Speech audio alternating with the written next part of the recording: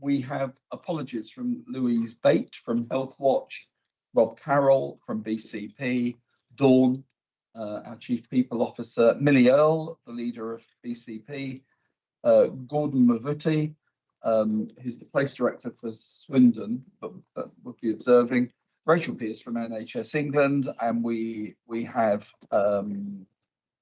Hester online. I can't see you. Very good. And also Ben, the Alliance Chair, has given apologies. We have a number of people around the table, some are new, so we'll just go round and do introductions. If that's all right. I'm Rob Whiteman, the Cluster Chair. Hello. Here at Dorset, welcome. To your gap. This is your hood. It's Nick's gap. Oh yeah, it's Nick's hood. Hi, I'm Alison Kenny. I'm the Interim Chief Finance Officer for Dorset, and I'm the Cluster Chief Officer for Strategic Finance and Resources. It's the first time I've said that. Yeah, it's a good idea to get your job title right. Yeah.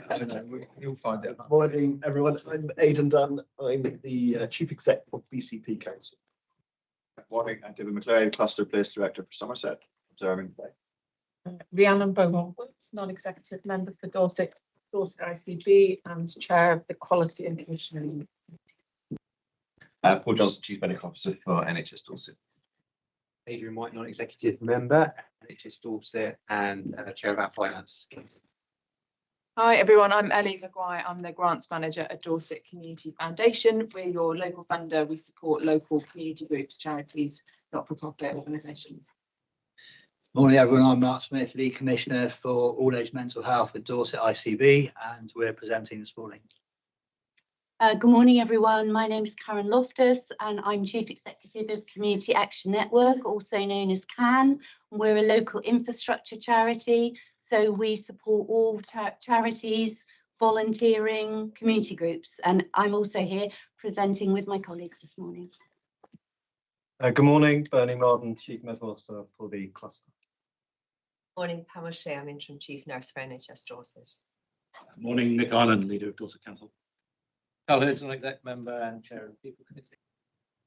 Dean Spencer was NHS Dorset's Chief Operating Officer, of which I'm presenting today, and also the Place Director for the Dorset Council area in the Cluster. Morning, everybody. Jane Ellis, Chief of Staff for NHS Dorset. Morning, everyone. Kay Taylor, non-executive member for Dorset, and I chair the Outcomes Committee and the REMCOM. Good morning, Forbes Watson. I'm a GP and I chair the Dorset General Practice Alliance. Dan Mosley, non-exec and chair of audit at NHS Dorset. Morning, everybody. I'm Sheila Meldrum. I'm the Cluster Chief Nurse. Morning, I'm Steph Lowe, Corporate Governance Team, supporting the meeting. I'm Elizabeth Sull, I'm the Head of Corporate Governance for NHS Dorset.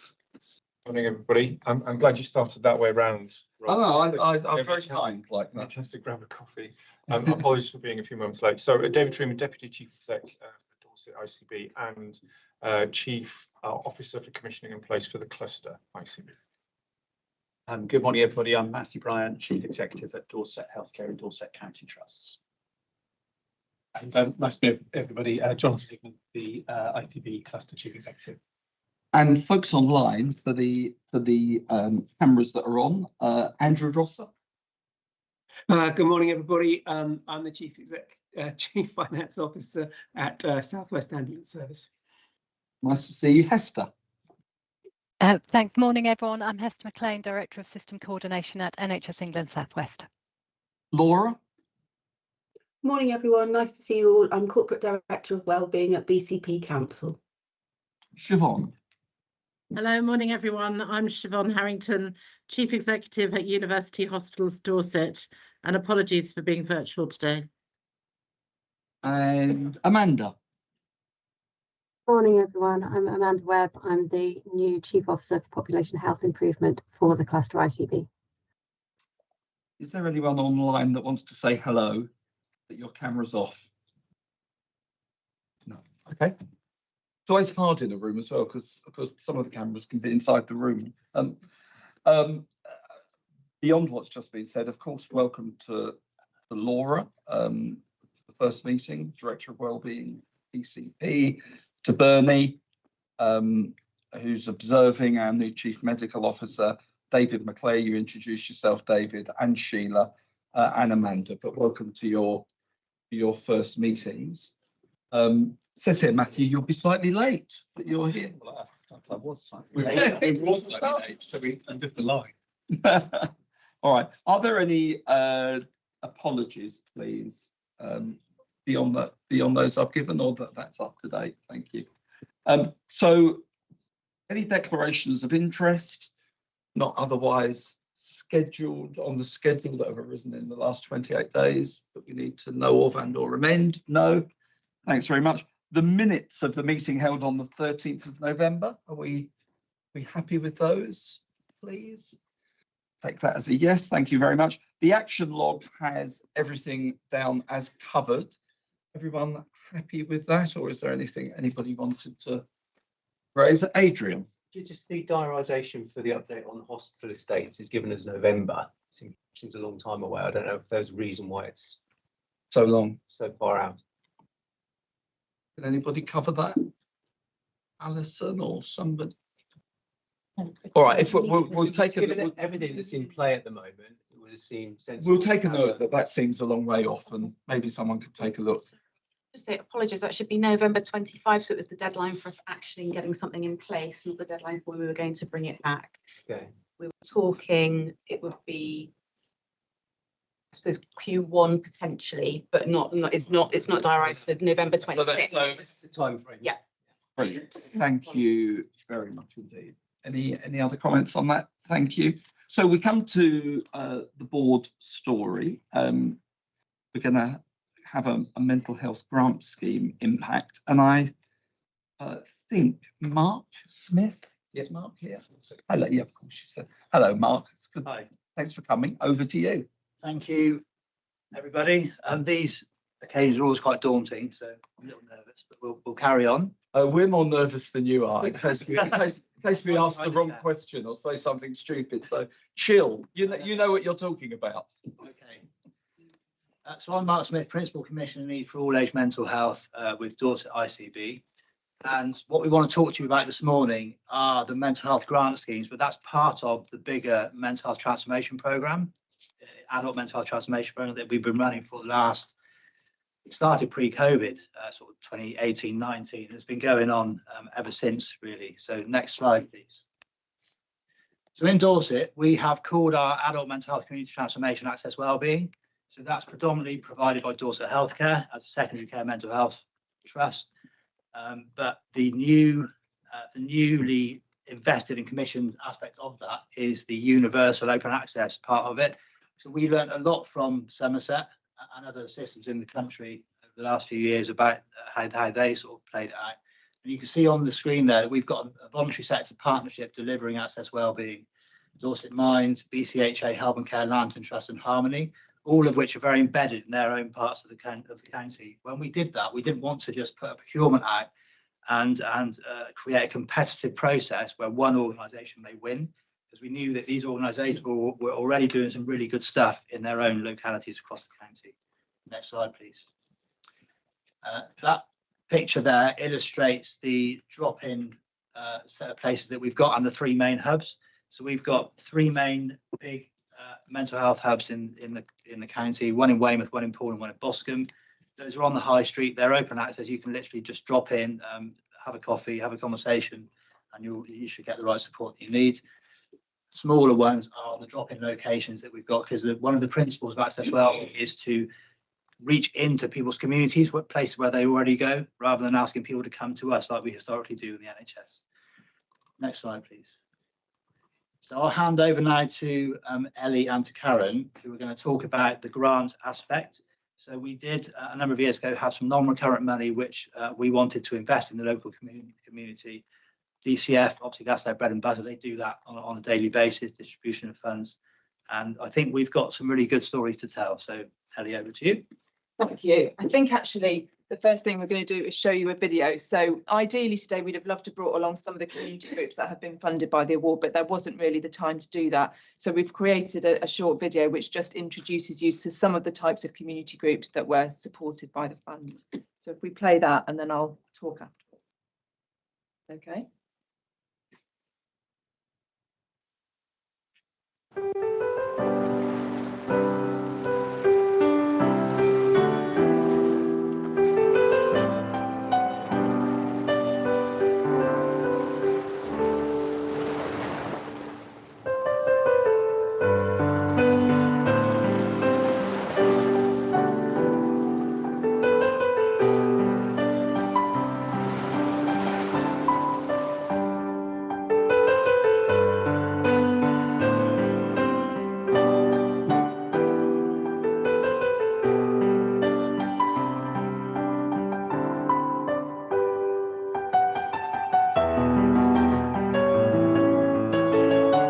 This fabulous grant from the NHS has meant that we could keep running this year.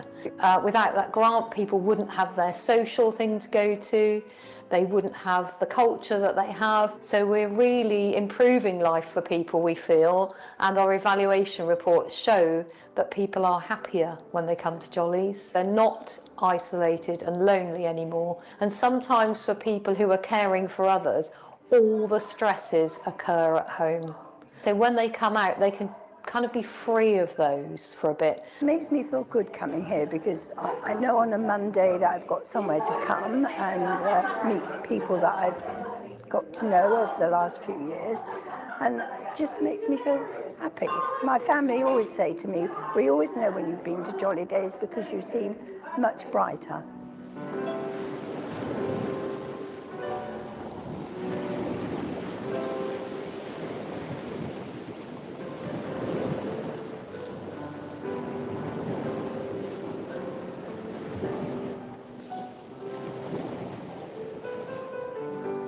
I was able to come into this room and just be me and not feel like I had to pretend, which was huge, and not feel like I was the one that was failing. I'm in such a better place now. I'm less prone to big moods. I'm less like big depressive moods or kind of being quite angry with myself and like guilt-ridden. Yeah, it makes me feel a lot more open and honest with myself and others, as they're open and honest with me. It's been fantastic.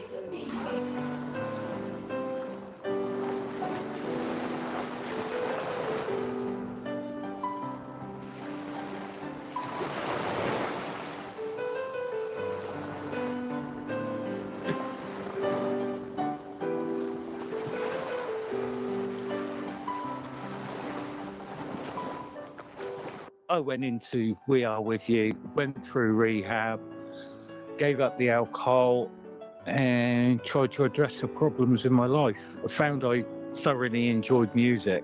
They've given me the confidence to make music a part of my life, and I intend to move forward and I intend to be a part of music in some way. I felt proud, and I haven't felt that way for a long, long time.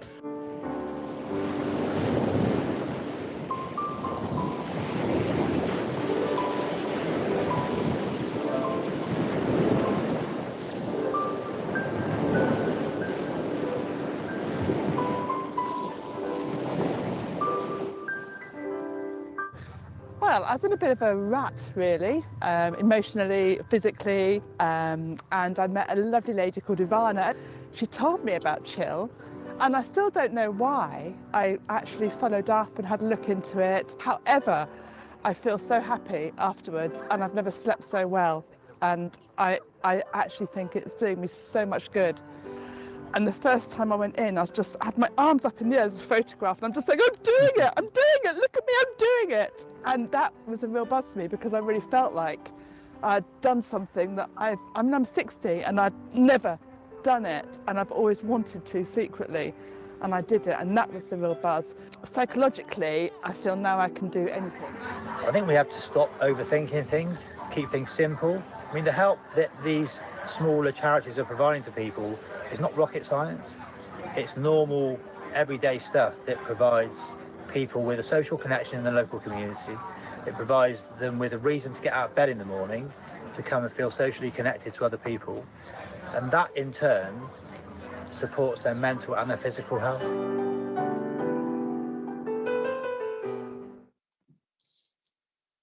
Thank you.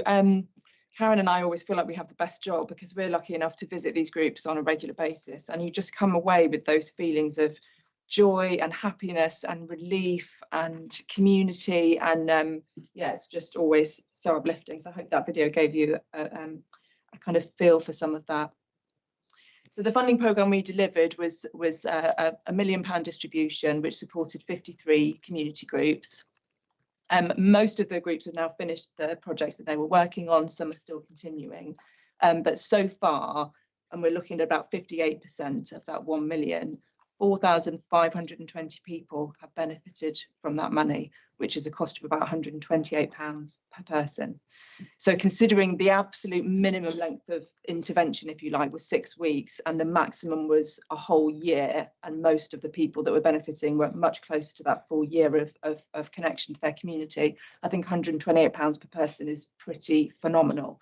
And that's what we see in the voluntary sector on a daily basis.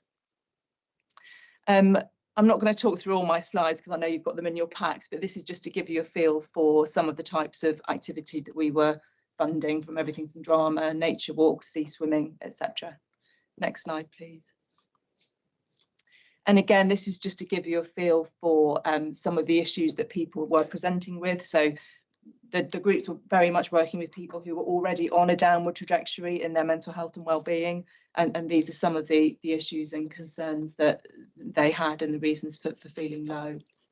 And again, just to give you a flavour there of where most of the referrals were coming through. So they were getting active referrals, obviously, from NHS bodies and, of course, from the Access Wellbeing Hubs and Centres that Mark was talking about. Next slide, please. I love these little quotes. Again, it's just kind of showing the power of these groups, really. We've seen this a lot where we've got WhatsApp groups being set up and new friendships made for the first time as a result of these groups. So even after the period of intervention or activities with the group, people are then going away with new friends, with new connections on a long-term basis, which has been really fantastic to see. I'm just going to let you read some of these because I think they sort of talk for themselves, really. And I think one of the important things to say is that the groups are very good at being really agile. So we see case studies all the time where something's happened in somebody's individual lives in the middle of a period of intervention from the group, and they can just adapt straight away and just provide that person what they need, refer to another community organisation if that's needed, or back to the NHS if that's needed. They're just so agile and flexible. And of course, the work is all around this concept of early intervention. So providing an alternative to an NHS intervention right at the earlier stages of these mental health wellbeing problems first appearing. And we do have cases where, such as Absolute Music Trust, which was in the video, where people perhaps have had a period of ill health or NHS intervention, but then where the community is best placed to help them to continue getting better within their community and then prevent them, hopefully, from relapsing and needing further NHS help. Next slide, please. If I've got time, I think I'm still within my 2 minutes. I'm going to give you a couple of case studies. And I think before I read the case study, I think because we haven't got time to do everything, the common threads, I would say, with all of the groups that have been supported is that people feedback that there's just nothing like being surrounded by a group of people who get it, who understand what it's like to experience something similar to what you're experiencing. People draw strength from watching others around them get better, learn new ways of coping. They learn new ideas, different strategies from other people in their community. So it's not doing two, it's this sense of people supporting one another and creating that community. And as I've said, the friendships and networks lasting beyond participation. I'm just going to read out one case study. We've produced impact reports from all of the different groups that have been funding at different stages, and hopefully some of you have had access to read those. There's umpteen case studies. I found it so hard to pick out one, but me and Mark really thought this was a really sweet one. So this is a group called Island Community Action who work in Portland. Philippa lives on Portland with her mum. She got made redundant from Wilkinson's when the store closed in 2024. That should be 2020, I think. During COVID lockdowns, Philippa found herself struggling with the lack of routine and isolation. Her mental health declined rapidly and she developed anxiety and depression. For 2 years, I've been hiding under my rock, buried in yarn.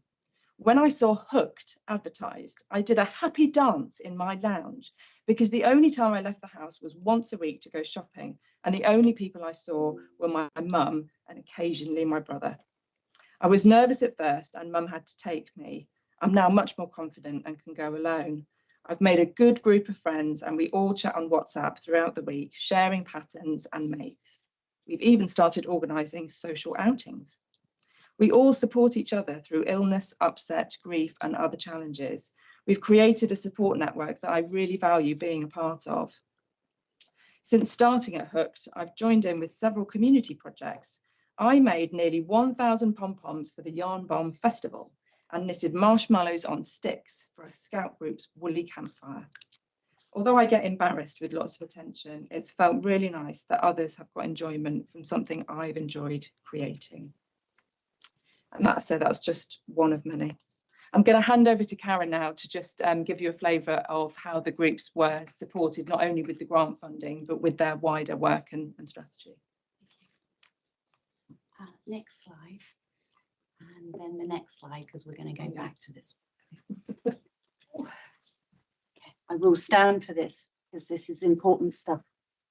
And I'm going to read from my notes because I shall get emotional otherwise. And Mark's told me I'm not allowed to get emotional. So I've got some notes. So normally I would just talk to you, but I have got notes here.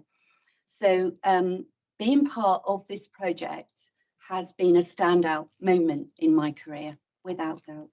Its success is rooted in genuine collaboration, built on trust, on shared objectives, and on a collective commitment to improving health and well-being. Together, we've delivered meaningful and measurable change with our communities. The role of the local infrastructure charity has been key to success. Community Action Network has ensured that the local groups were funding ready. That is, they were equipped with the necessary structures, evidence, safeguarding and governance to demonstrate that they could use the grant funding effectively and responsibly. This approach has enabled more grassroots groups and organisations to participate successfully in this programme and generated really high quality impact data to support and validate this concept. I think you'll agree that reports have been amazing. Yeah. I cannot stress enough how important this element has been to the overall success of this project. We also organised and facilitated networking events for all the grantees and our partners delivering the Access Wellbeing Hubs and colleagues from NHS and national and local authorities. These sessions forged new connections, aligned shared priorities, and created a real cohesive community of practice.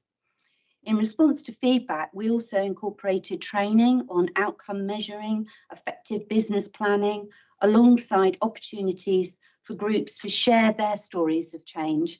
And we always give everyone a nice lunch, which I think was very important. We found some funding. Some food. We all found these sessions incredibly moving, hearing firsthand about the power of community action. And I'm going to hand back to Mark now to conclude. Thank you. And just, oh, brilliant. You can read those bullets at your leisure, I think. But next slide, please. Anyone that knows me will know that this stuff is what motivates me. This is the favourite part of my job. The data, the stats is important. Writing papers for committees is obviously important, but it's not where my passion lies. This is the stuff. And the reason we're here today, we've been on a bit of a journey. There was a session that we held in Kinton Community Centre this summer, or was it last summer? This summer. Yeah. And I left with a real buzz. I wanted to, because we had some actual groups come into that session. And you know when you attend a really good session, you leave with a really positive feeling. I didn't want that just to end there. So we've been through our mental health governance groups, first of all, before we've arrived at the ICB board. You know, the NHS, you know, we're charged in the 10-year health plan to shift from hospital to community and from sickness to prevention. And the voluntary community sector, I believe, excuse me, is fundamental to achieving that. Next slide, please. BCS deliver a lot for a little, which you've heard about today. In the world of mental health and well-being, it's those things that make people feel part of something bigger, gives them a reason for being, a reason to get out of bed in the morning, which are extremely valuable. There will always be a place for clinical services delivered by the NHS, but there is a huge place for this community level work as well. And I think, I like this phrase, because I think the NHS is at a pivotal point at the moment. The 10-year health plan, the way we've got so many changes going on, if we keep doing what we've always done, we'll always get what we've always got. So now there's an opportunity to do things differently. And unfortunately, a lot of things always come down to money. We're in a really financially challenged state at the moment.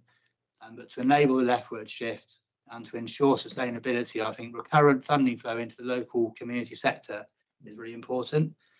And I think we had to do things differently to realise the changes that we need to do.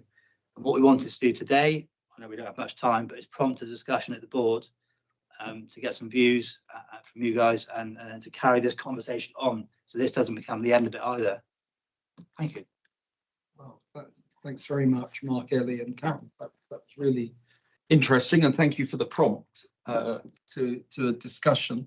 Comments, questions, please. Kay. I was lucky enough to actually attend the celebration of all the things that have been done with this money at Upton House earlier, and Matthew was there as well. And I think, I'm not speaking for you, Matthew, but I think we were both blown away by listening to the people who had taken part in this, either the participants or the organisers, and all that they'd actually achieved, and what a difference it had clearly made for a large number of people. Very little input from us. So I'd just like to say that I think this is a really good use of money, very effective value for money. It's absolutely buying into all of the leftward shift issues that we're looking at. It's buying into the community-based integrated neighbourhood teams approach, all of those things that are everything that we're about. But for the voluntary sector, it's really difficult because the funding is not sustainable. We just had this little bit of extra and gave it to them, but it is not allowing them to embed and sustain that and move forward. And I think the other thing I heard from some of the participants that day was that working in partnership with the NHS isn't always easy for other people, because the NHS is a big organisation. They have ways of doing things, and in some ways they try and impose that upon others. And that makes it quite difficult sometimes for them. And I think we have to understand and appreciate more the problems of funding and the difficulties that the VCS community organisations are working through. And rather than forcing them to work with us, we should be much more able to be agile and working with their needs and the pressures that they have on them. But clearly sustainability of any of these projects is always going to be a big issue. And I think we need to think more long term than just a little bit of money for this year or a little bit of money for 2 years if you're lucky. Because phenomenal work was done there from all that I heard. Thank you. Thank you very much. I have Dan and then Matthew and Jonathan. Thanks. That was really powerful. And Mark, I was really struck by your kind of, it's not rocket science, let's just get on with it kind of sentiment. I'm about to ask a question that will sound like I'm contradicting myself. So what I'm not trying to do is ask about a massive framework and mechanics, but I was just interested in 53 groups, look like an average grant size of about £8 grand. How do you get to that? Is it based on application, or have you set those parameters? Because that got me thinking about demographics who are receiving the benefit, and is that led by the market coming to you? So kind of dads with young kids, kind of. I'm just interested in demographics and that kind of how we identify who to give it to, what size. Yeah. And then final point for me, which I think maybe is something for the board. If we don't do something about recurrency and sustainability funding, this will be a perennial conversation. Yeah. And I wonder if there's something about the board taking a bit more risk on that longer term funding or a commitment. Because otherwise we'll just have this conversation again and again, kind of every 6 months. But I was interested in how you get to Yeah, thank you. So because we hadn't done this before, it was a brand new scheme that I certainly hadn't done. I don't think the ICB had. You know, we learned. I think Somerset ran a grant scheme before. And when we visited them, we learned a lot. But I put my trust in Ellie and in Karen in terms of those guys are the experts. So you're probably best placed to talk about. Yeah, I mean, it's always a test, isn't it, when you do something for the first time. So the strategy we came up with was to offer 1-year grants of up to £10,000, and the majority of the money went out in those small grants. But we also, 11 of those groups had a 2-year grant of up to 80k. So that's more for your staff member, you know, much kind of bigger scope projects where they could then work across a whole region of the county, rather than a smaller group, perhaps just working in Beminster or wherever they happen to be based. In terms of decision making, the beauty is in the fund criteria. So we obviously worked really closely with Mark to understand what the NHS wanted us to deliver.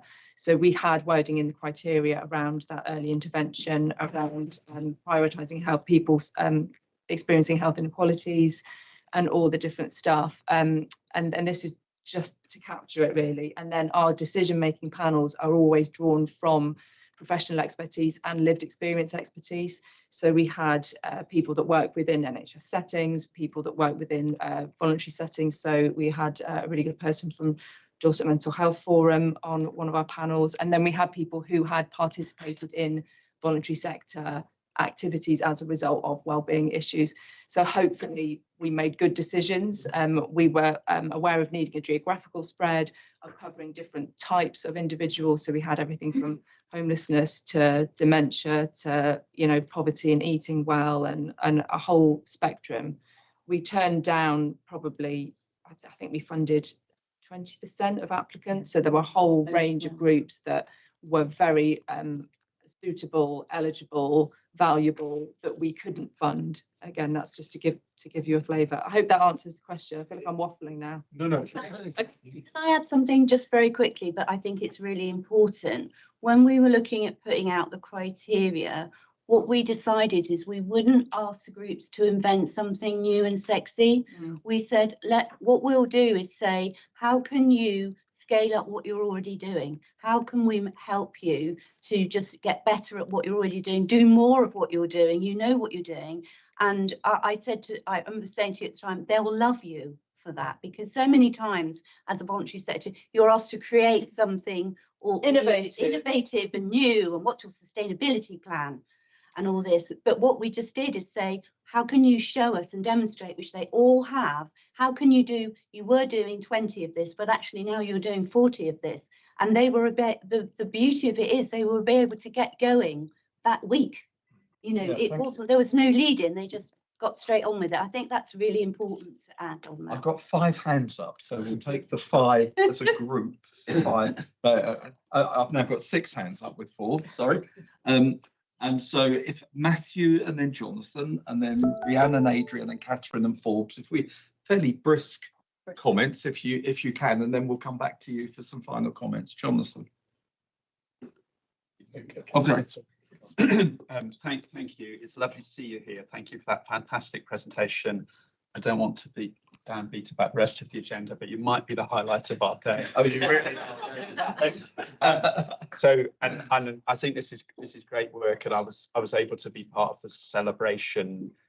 This wasn't something that was initiated by the Mental Health Delivery Board, which Sam and I co-chair with Becky from the Mental Health Forum and Mike from the Lantern Trust, but we helped sort of orchestrate the celebration with you, and there was so much warmth and energy in the room.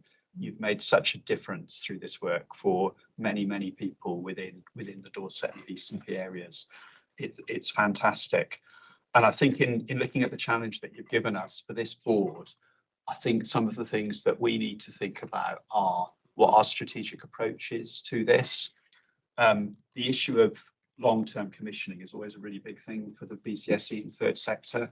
And actually in the access wellbeing model that you described, we've addressed that to an extent in commissioning of those services, because the access wellbeing models are commissioned for over a multi-year period. So that's an example where we've worked successfully. I think another example, which is great tribute to the work done by Dorset ICB at this time of change, is actually in the community infrastructure and the CAN body, because that providing the infrastructure organisation that can then help others is crucial to a vibrant sector.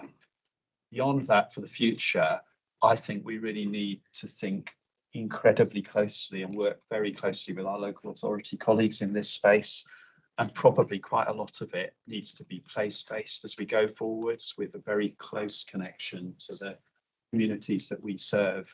And from a health point of view, we need to link it back to our approach to social prescribing and having a common language about the evaluation and benefits, I think. Thank you very much, Matthew. Jonathan? I was going to say much of what Matthew just said, but thank you for coming today, because like Matthew said, this is probably the highlight of the day, and actually it's really humbling to see this, and it goes to show what relatively small seed funding can do. And I'm taken by the kind of partnership, by the conversation, actually, because I think I was going to ask on the back of this, I think there's probably a strategic conversation for us to have about how do we partner here to start to deliver difference and change. So Mark, your slide with the two kind of elements of the National Health Plan on it, and the two big shifts. We're only going to make those shifts if we think really differently about how we deliver support and care to people. We're not going to do that by doing more of the same. And the sort of thing that you've described this morning and presented this morning is the sort of thing that we need to be doing more of. We need to get over the issue of sustainability of funding and things coming to an end and starting and stopping. But part of the way of doing that is to build it into an active commissioning process, isn't it, rather than it be something that happens sort of in a special place. So I just wonder whether there's a conversation for us to have about that through the VCSFE Alliance, and because you can access different resource than we can access, but together we can probably make something that's quite special and different. But I just wonder whether there's a strategic conversation for us about that, the nature of that partnership here in Dorset. Rhiannon, Adrian, Catherine, Forbes. Yeah, thank you so much. Really great to hear all of the work that you're doing collectively with the communities. I'm just really struck by another paper that kind of talks about that 35% single occupancy household in Dorset and how important those groups are. And so there was a bit for me around the beyond the 12 months. I know you touched on anecdotal good news stories, shall we say, but I just wondered if you had any actual data or evidence data in terms of the sustained ongoing impact. I think that would be really useful.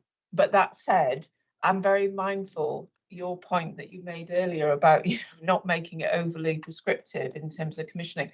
And I guess a question for us from yourselves is, what would you like to see in our commissioning arrangements that would be, really supportive and helpful in this space? And just one other point, I just wondered whether the reach is picking up people from different ethnic diverse communities as well as, because we didn't get a sense perhaps from the video.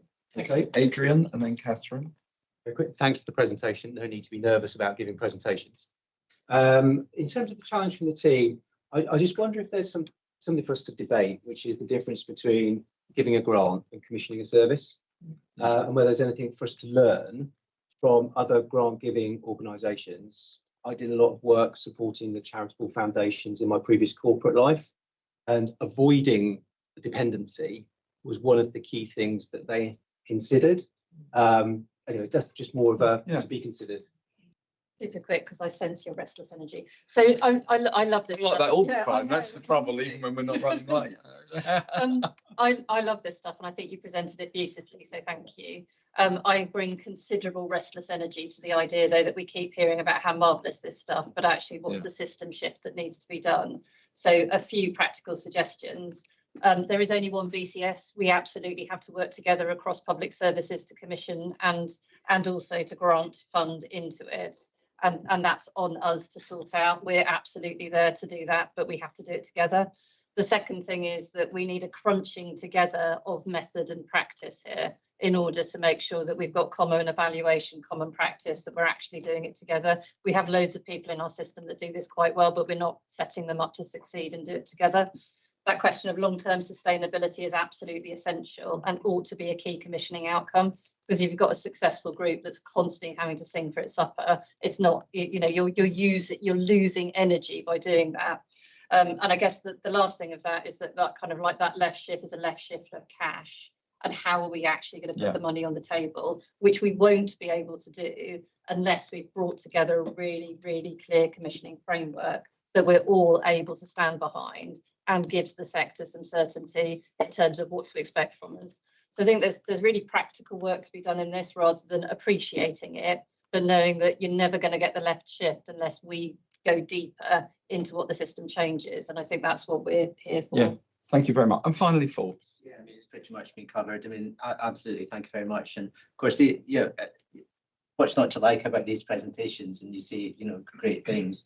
The challenge we have at the moment is particularly through the delivery of neighbourhood health is about how do we make the best use of the services available in the voluntary sector, but how do we evidence the impact if we're going to start commissioning services there? One, in terms of sustainability, two, in terms of outcome. We're starting to look at activations. As a result of going to these services, are people truly reducing their demand on healthcare services? And it's just how we, not to over-evaluate it, but to have some evidence to justify systematic commissioning investment, because it is absolutely the right thing. And we just therefore also need to look at, is there one intervention that's more effective than another? Because there's a whole range of interventions there, aren't there? I really support it. And I think what we need to do is make a decision to actually look at this more seriously, if you like, to come up with that proper structured commissioning intention aligned to our left shift planning.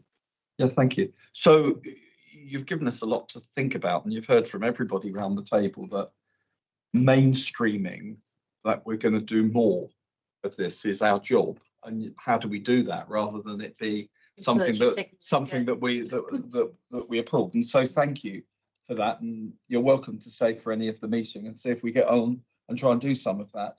You were asked a number of questions about your thoughts on that, as well as questions about inclusivity and do we get hard to reach groups. Did you want to come back on anything you've heard, any of you? So this is only in the BCP Council area at the moment, but we're doing a lottery funded project where we are supporting groups that support ethnically diverse communities to build capacity, because there's a fantastic amount of work that's going on, mostly unsung, I have to say. So what we're doing is we're getting alongside these groups, and sometimes it's 3 people and a dog, you know, it's not always, you know, then they're not there, and we're getting alongside these groups. We're helping them to set up bank accounts, we're helping them to become constituted, but I can only emphasize that we're getting alongside. We're not telling them what to do. And we've seen our membership grow absolutely existentially in groups that support people with protected characteristics, because we've had such a huge effort on that. We just go where they are. You know, we don't sit there and say, oh, we need to, we go where they are and we adapt to their needs and what they need. And we've had, DCF have delivered, how much funding was it? 40,000? It's 40k, yeah, then we've matched it with another 20k to offer capacity building grants to these groups. So you're right, there probably was a lack of ethnically diverse led groups funded in this particular programme. But what you won't know is that behind the scenes, we've been giving them capacity building grants to create their first website, to work on their community consultation. So I would hope that in the future, if we can continue this, there'll be stronger groups that are in a position to be able to apply not just to this programme if it runs again, but to others. They're ready to sit at the table. Yeah. Yeah, thank you. Mark. I think one thing, sorry, Oh, Mark, sorry, Ellie. if I could just advocate for the difference between commissioning and grant making. Yeah. And I think when we talk about commissioning, it often comes with tender documents and complicated application processes. Just bear in mind, a good chunk of the groups we supported through this fund run on less than 50k a year. There are no paid staff with some of these groups. They are entirely volunteers, the leadership and the people facilitating the activities. These are not groups that have the capacity to apply for very complex application processes. So I think, yes, there's a place with local authority to have a conversation about commissioning, because there are some larger scale community groups who should really be on service level agreements, you know, in my view, because they're delivering such fantastic work.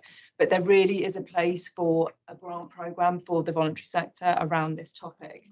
And in that way, you learn from them, because when you write a criteria and you direct ideally how you want the money to be delivered and the impact you want to have, but they will then come to you with an application saying, well, actually, this is what we've learned in the last 6 months. These are the emerging issues in our particular community for these reasons.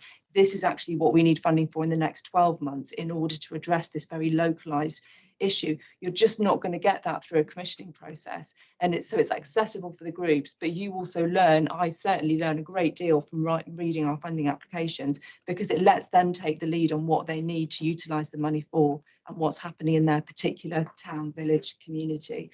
So it's just to kind of plant that seed that it's not just commissioning, there is real value and excellence in good grant making, which is what we can facilitate. And finally, Mark.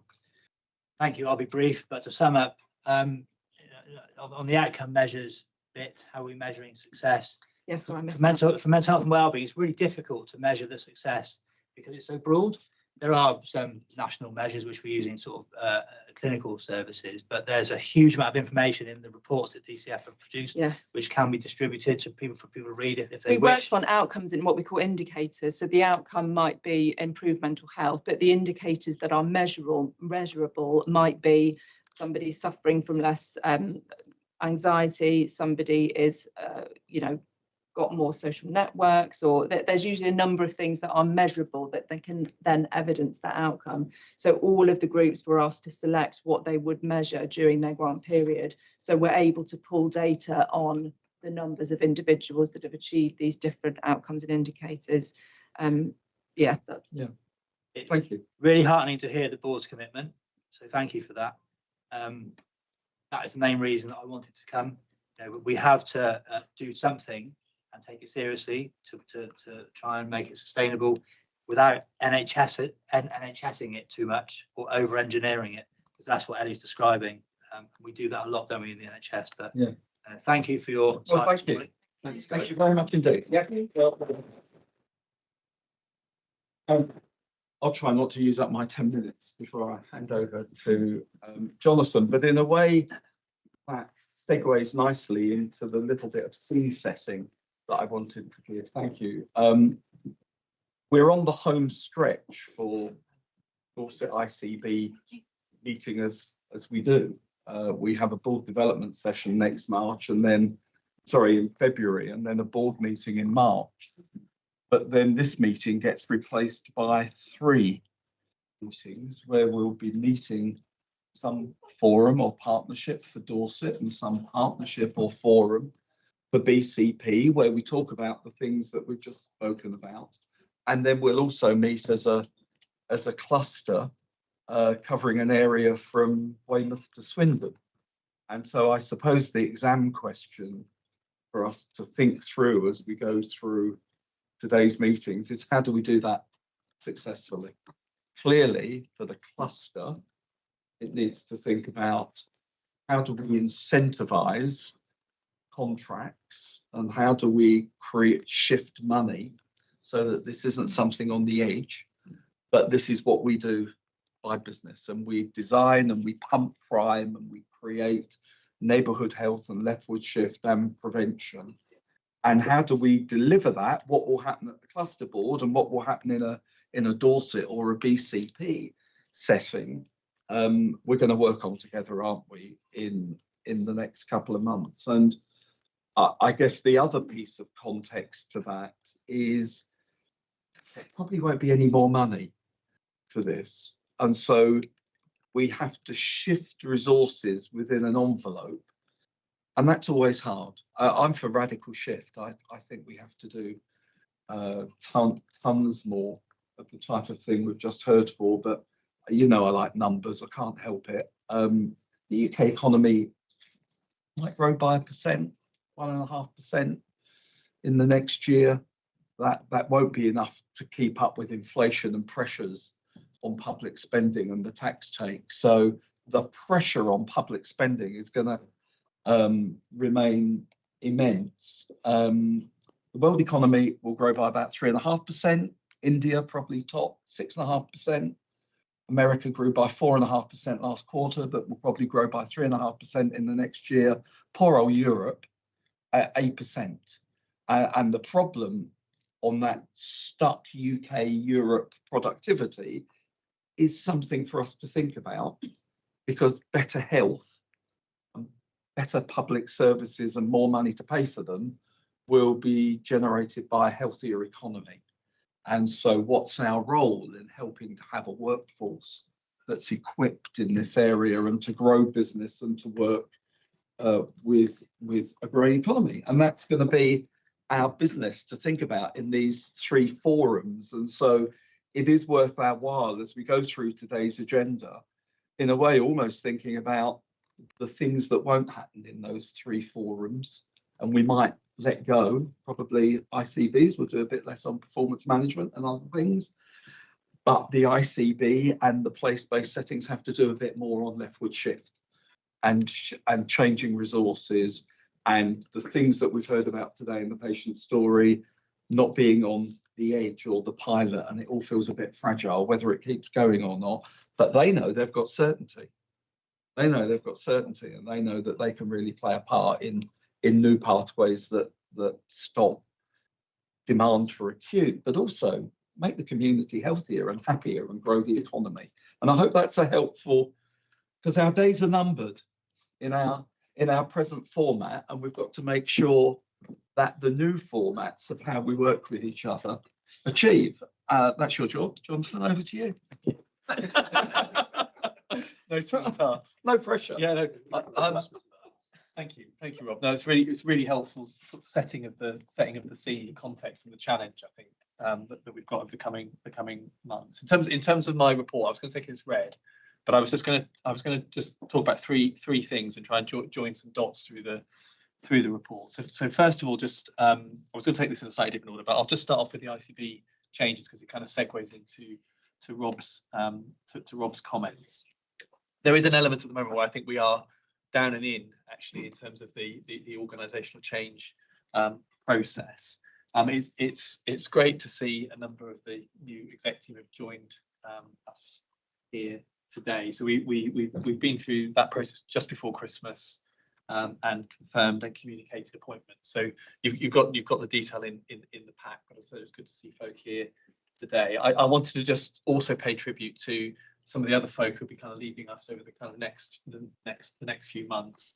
And I've genuinely been kind of blown away by people's resilience and their professionalism through what is a really difficult process and a really difficult time. Organisational change is always difficult, isn't it? But people have maintained their focus through all of this as well, which is fantastic. So I think there will be moments for us to say thank you to folk as they leave us over the coming months. But I just wanted to note that today because phenomenal work has happened in the last 3 years. There are, and we've, Rob, you kind of emphasised there that the difference between cluster and place, and just in terms of the change programme, we still have got 3 place director roles that we are out to advert for. So BCP in Dorset is one, and also Baines and Wiltshire. And we've got a kind of process that's running and some further interviews next week on that. So hopeful that we will make appointments into those posts, but they're vacant at the moment. So that continues. I think we've got some time this afternoon in part 2 to talk around the kind of wider organisational change process, the next phase in terms of what's happening now between now and the end of March, because it is quite an aggressive timeline for us to now make the wider organisational change that is necessary here as well. But we can pick that up this afternoon. And in the pack for this afternoon's meeting, you've got a document that summarises kind of our thinking to date around the target operating model, that relationship between cluster and place, but also it starts to get into the executive portfolios, and it'll be what we're using now to design internally the nuts and bolts of the new organisation. So probably a bit more on that this afternoon and a bit of time to get into that discussion, and also that I think critically that relationship between system, cluster and place, and how we're going to make that work and be able to keep the nuance and the focus on all the really good stuff that happens locally, rather than just sort of sitting somewhere surveying a big landscape and then losing the point and the plot. So that was the first point. The second point, I think, we've just come out of a call, and one of the reasons that we were late as chief execs in the NHS, we're recognising, you know, what we're now 2 weeks into the new year, and we're where we usually are at that point in time. I think it's a little bit, it's a little bit better than it's been in the past, and it has been, but we're definitely in winter pressures at the moment, and significant challenges across the system with managing those. And you'll see in there was a note from Jim Mackey, the NHS chief exec, thanking staff for their efforts and their resilience over the Christmas period.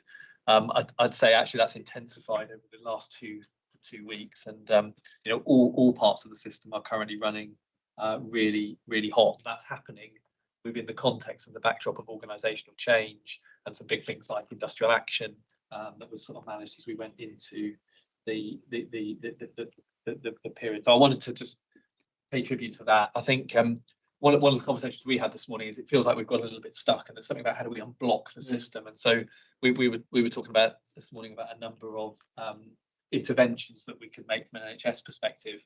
But there's a really good conversation for us to have with council colleagues, I think, about particularly from our perspective around the challenges of people in hospital who could be somewhere else. That might be something we just want to pick up in the margins of today. Good idea. Having said all of that, within that context, we as Dorset ICB remain on track to deliver our 25-26 plan. I'm sure Alison will come and talk a little bit more about that. There are risks in that, but as we sit here today, we remain on track to deliver that, which is really good news. In parallel to that, the other area of focus for us has been around, you've seen the autumn statement of the settlement for the NHS, and we're knee deep in the planning process at the moment for 26, 27 and 27, 28. So looking at it over a two-year horizon, which is useful. That we submitted our first cut plans just before Christmas, and we're in the process now of refining those with our next submission on the 12th of February. So again, a lot of work there trying to refine that, and again, that happening within the context of significant organisational change, and we want to maintain the focus on, you know, there's a big change happening in July, which is the culmination of the clinical service review, the transfer of services between Hall and Bournemouth, and the elective emergency separation that happens as a result of that. So that is a big context in terms of next year's plan, as well as starting to make some progress around the left shift. And we've also got the application process for Advanced Foundation Trust status for Dorset Healthcare, which again is an exciting development for us as a system. I think the honest answer is, and Matthew might want to comment, but we're not quite sure about all the benefits, but we are in there as a system, and you know, one of the 7 trusts in the country. I think this gives us, in the first wave, that gives us an opportunity to sort of shape policy in there. And I think as we move towards place-based working and then on into more of a sort of ICO type contract, this enables us to generate some freedoms in the short term, but then actually try and shape national policy on that basis. So there's some big and exciting things happening in Dorset. There's a sort of nuts and bolts of the planning process which we are running through. The money is tight, and you know, again, we're sitting there as we sit here today, you know, having conversations about the last 30 million on a budget of 1.8 billion, and I think there is something about us over the next 12 months fundamentally shifting how we think about that and focusing more on the money that we've got, 1.8 billion, than the 30 million that we don't have. Yeah. And how do we therefore reshape services? And again, this afternoon we've got a bit of an overview of the strategic work that's happening, and that we've commissioned from an NHS perspective, which I'm hopeful will get us into that place and start to get us to a point where we can have a conversation about how do we right size the wider system, rather than spend an inordinate amount of time talking about the money that we haven't got. How do we close the gaps? The last thing that I would just pull out in the paper, and I'm sure the board would kind of support me in this comment, but I really welcome the consultation on the new dental contract, and that's it's a really specific one. And again, from a Somerset perspective, I had the pleasure of being part of opening 2 new dental practices in Somerset just before Christmas, and I'm hot-footing it up to Swindon to attend an opening of a dental practice in Swindon tomorrow. It's kind of one of the things I'm doing up there, but we're starting to make some progress around dentistry, but we're doing it within a contractual framework that is really limiting. And so again, I think us getting involved in that consultation and trying to really shape the future of the dental contract is a hugely I important. think it's the case in Dorset, is it, that there are no open NHS lists? You can't sign up to an NHS dentist if you move here. Is that right? Is that right? So I did have a question, and it's on that. So on the Dorset Council's Health Scrutiny Committee has had many reports over the last few years about, I guess, a dental desert. I think you're right. I think that there are trying to find a GP will take you on as an NHS patient is, I think, impossible. So my question was going to be, what changes do you anticipate from April in Dorset? What visible changes to our residents, and if Somerset are opening new practices in Swindon, did you say? Yeah. Why isn't Dorset? So I think we need to. I mean, I'm sure I'm not up to speed, I have to say, with the dental plans in Dorset just at the moment. But I think it'd be useful to bring all that back together and to do some shared learning. The NHS focus over the last 12 months has really been on improving urgent dental access through things like the connection through NHS 111 and looking at sort of stabilisation services. But in parallel to that, we've got to kind of come in and have some more innovative solutions to deliver additional routine dentistry kind of on the ground. I'd have to say, I mean, I think the experience in Somerset has been that it's taken a long time to get there because the contract is not enabling it, and you have to think really creatively to bring new entrants into the market to enable it to happen. But it might be a useful kind of area of focus for us, actually. I think it isn't it. Jonathan and I have discussed that it's great opening some new practices, and let's hope there can be some in Dorset, but that might not be the solution. And what innovation, do we have peripatetic mobile services on a volume never seen before, getting to young people and children? What do we do? It is a money problem, there is a contract problem, but we probably need to do something different and use the health innovation networks to design something. So and if I may, before I know Pam's going to say something, but so Dorset Council, we are looking at we're talking to HSU about opening a dental school in Weymouth. Well, you see, I think it is a priority, and it came out of all three commissioning intents for all three ICBs. So I think it would be really good to have a discussion, Jonathan, both at places and cluster. And there'll be good stuff happening everywhere, despite some of the constraints. And we need to kind of learn and build from that. I don't know whether Pam wants to come in. Yeah, I just wanted to add, because I think there's something about we feel like we're in an intractable position around the NHS dental contract, but I just wanted to add there is lots of other work happening. So we discussed at the Quality Committee around all of our children in care now across Dorset and BCP, and care leavers have 100% access and are registered with NHS dentists now, who've actually been trauma informed, trained, everything. So they so I think just to be aware there is good work that sits underneath despite the constraints of the national contract. So in answer to your question, Nick, definitely we need to talk about how we make that a priority at place and cluster. I saw a couple of hands waving. Who was first? Well, probably to bring you into the conversation, really, only to ask the extent to which this interacts with the discussion we had, I think, at the last board meeting, where we were looking at approval of funding for fundamentally the ICB's in Dorset response to a dentistry problem, which was around setting up a school, putting in place a hub where there would be thousands of additional appointments available. The extent to which that plays well for you, Nick, versus for. So if you're okay, Adrian, I think we bring some items back to hear. A lot is being done. Yeah, but Paul, if it comes back, it comes back because there's a whole list of things that we are doing.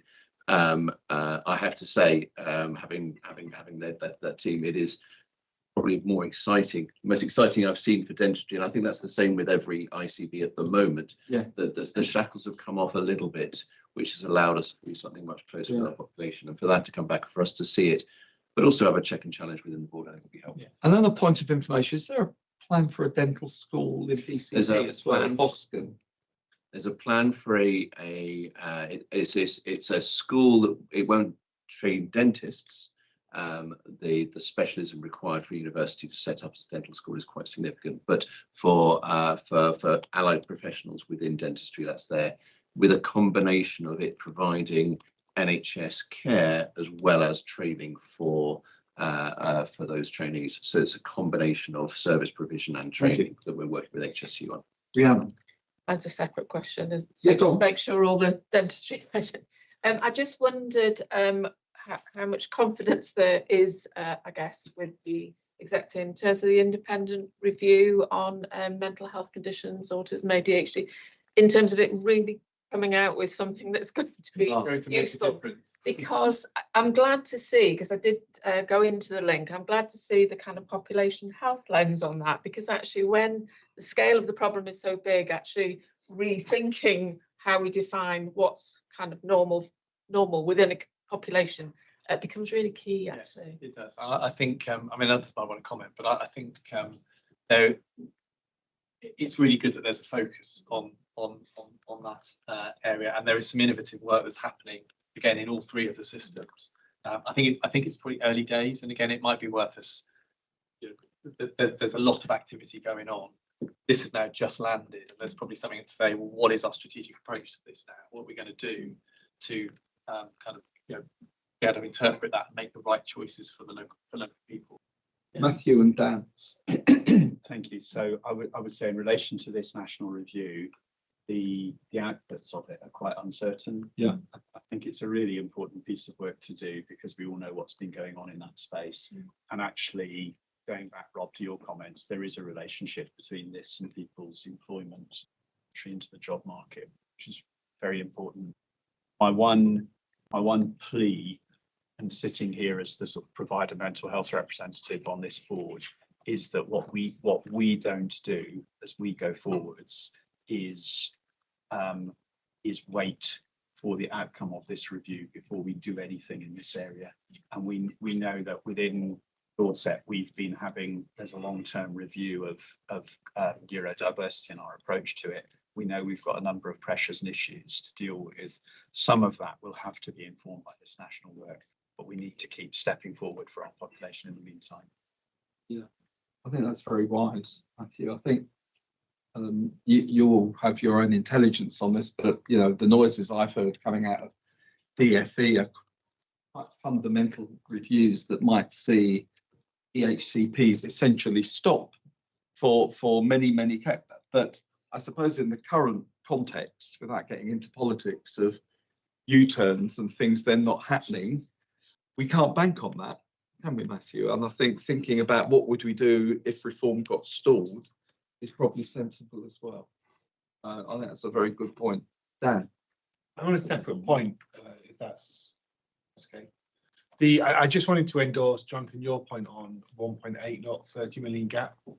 And it'd be a really positive step if, as we set the budget and the op plan and then the MI for next year, we start to focus on that overall. We've kind of got it's got loads better, but we've kind of got stuck on setting a budget about closing the gap requirement to kind of envelope.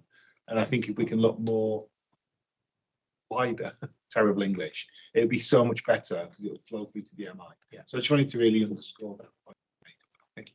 Yeah, and we could cover that in a bit when we hear from Alison later. Yeah, and we are starting to do some work that relates actually to the 7 billion across the cluster that starts to get a bit more granularity about where it falls, so that and actually then from an exec perspective, people are clear about their kind of responsibility within that total. So it's just trying to change the shift in the mindset a little bit, so that we've got an awful lot of money that we spend, and can we think differently about it rather than thinking just about the money we haven't got. Okay, everyone, thank you very much. David, the bath. People may have questions on it, but from you, we've seen the paper, but the big picture from you on, where are we on or off meeting our purpose? Yeah, thank you. Yes, I'll be brief because it's all set out in the paper, and noting also that the insurance framework has been reviewed at each of the subcommittees. You will know that some of the risks are outside tolerance, and some exec leads here who could probably talk to some of the detail of that. But it's worth noting the updates regarding the digital strategy, which we're going to receive today. That's one of the key parts around that. Finance and value for money is obviously an ongoing challenge, which we're working through, and really we won't be able to be assured on that until we get to the end of the year, but progress is okay. And the health improvement, health inequalities, tackling that.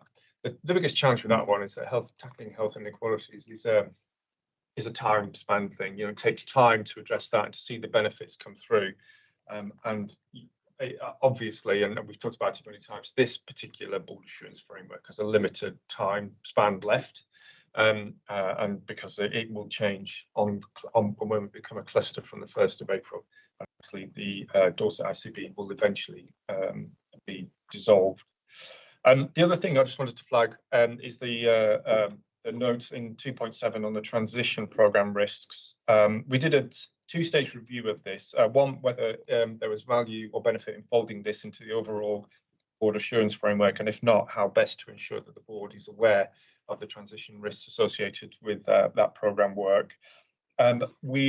You'll see in 2.7 that the view was it didn't sort of sit with folding it in, because the programme, the transition programme is fixed term, it has its own risk register, so it did really make sense to fold it in. We had a good discussion about this at the FPC, the Finance Performance Committee, and agreed it would be best to include the transition risk register alongside the BAF. Unfortunately, the review cycle of the transition programme risk register missed the cut-off for inclusion in this report, but it will be there in the future ones we receive, and obviously it's available on request as well, alongside the transition committee reports that come in. So that's all I was going to say on that. So you mentioned finance, and we can probably cover that after the break when we get the escalation from finance. You mentioned digital. We've got that on the agenda later. If you've got any questions on health inequalities or anything else that you wanted to say, I'll gladly take them now. Yes, Rhiannon. Yeah, just we did have a bit of a discussion in Quality and Commissioning Committee, David. Whilst understanding the point you make about the inequalities being longer term, actually there's real risks around the impact of those inequalities when we think about them through the lens of, let's say, global majority and the disproportionate impacts on those groups and sort of safety and harm. And I just think we need to be careful that we're not looking so far into the, you know, this is about inequalities down the line. We really need to think about what's the impact in the here and now on those groups in particular. So just making sure we're not losing sight on that. Paul. Yeah, I think that's really important. And there's a couple of recent publications came out at the end of last year from NHS England, which really clarify how we should either as commissioners or as providers should be incorporating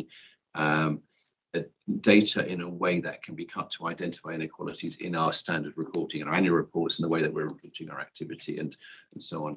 And that will include an increased uptake in the way that we're properly documenting ethnicity, because that's a big lacking. There's absence of data which hides a lot of the inequalities. So I think that's a real helpful driver, because we'll be able to see, although we've certainly got much better than we have now through DICE, we've got a really good here and now, but it will enhance the here and now view that we've got of what are those existing inequalities that are present at the moment. Thank you, thank you. David, anything you wanted to come back on? Just to add that in our new ways of working, as we get into the place-based ways of working, we are really clear in that job description and the sort of focus we're looking for from the candidates, particularly for the vacancies. There's a big focus in that around inequalities and being aware of the cultural challenges that we have and how colleagues might address that. So we are looking for that insight and calibre, so it will become core to our work. So just give me reassurance on that. I was pointed over towards you, Sam. Just a quick one on the health inequalities point. Positively, this is probably one of the last board meetings. If you remember when we started work on the integrated care partnership strategy, one of the issues we were really concerned about was stroke. Yeah. At the time, the inequality was that the proportion of people who had their blood pressure controlled varied hugely between practices in Dorset, from 28% to 78%. I think the board needs to hear progress that the system has made on reducing that inequality is not a long-term gain, and it's led to significant improvement in performance. So the ICB is now top 10. But the important thing is that inequality has reduced significantly in probably a year and a half. So I think the next conversation when we get into the board development session about how we maintain some of that progress in place-based working, it's just important not to let that pass by. Well, I mean, that's a real success story. I'd really like to thank everyone who's worked on that, because it wasn't just primary care quality, there was a whole range of people involved across the system, but it's really, really good progress. Thanks, Sam. A good point to go into the break. We've got 10 minutes. Thanks very much. That's interesting. Nothing more. Seriously, for me, please. He's doing it. I'm supposed to be on mute. Yeah, so what we generally do is just like my son cancelling Yeah,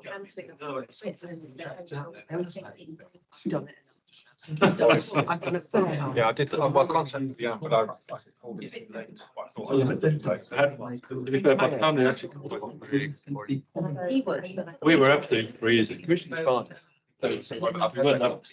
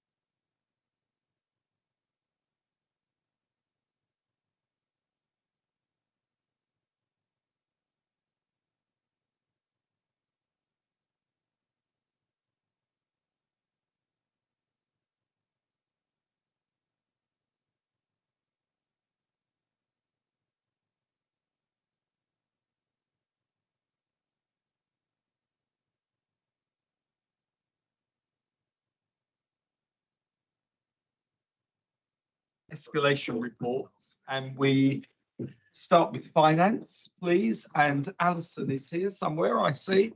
And Adrian, bring Alison in as you. Okay, thank you. As you can. So there are two finance escalation reports in the papers, which reflects that we had kind of the monthly cycle for finance. I wasn't going to say anything against the one from the 28th of November because the business of that meeting has already been through the December board cycle. Yeah. So the second of the two papers, the 18th and the 15th, meeting of the 15th was the exceptional one just to eyeball the draft plan submission for 26/7, 27/8, and that again has already been through the exceptional board that happened in December, so I wasn't going to say anything about that.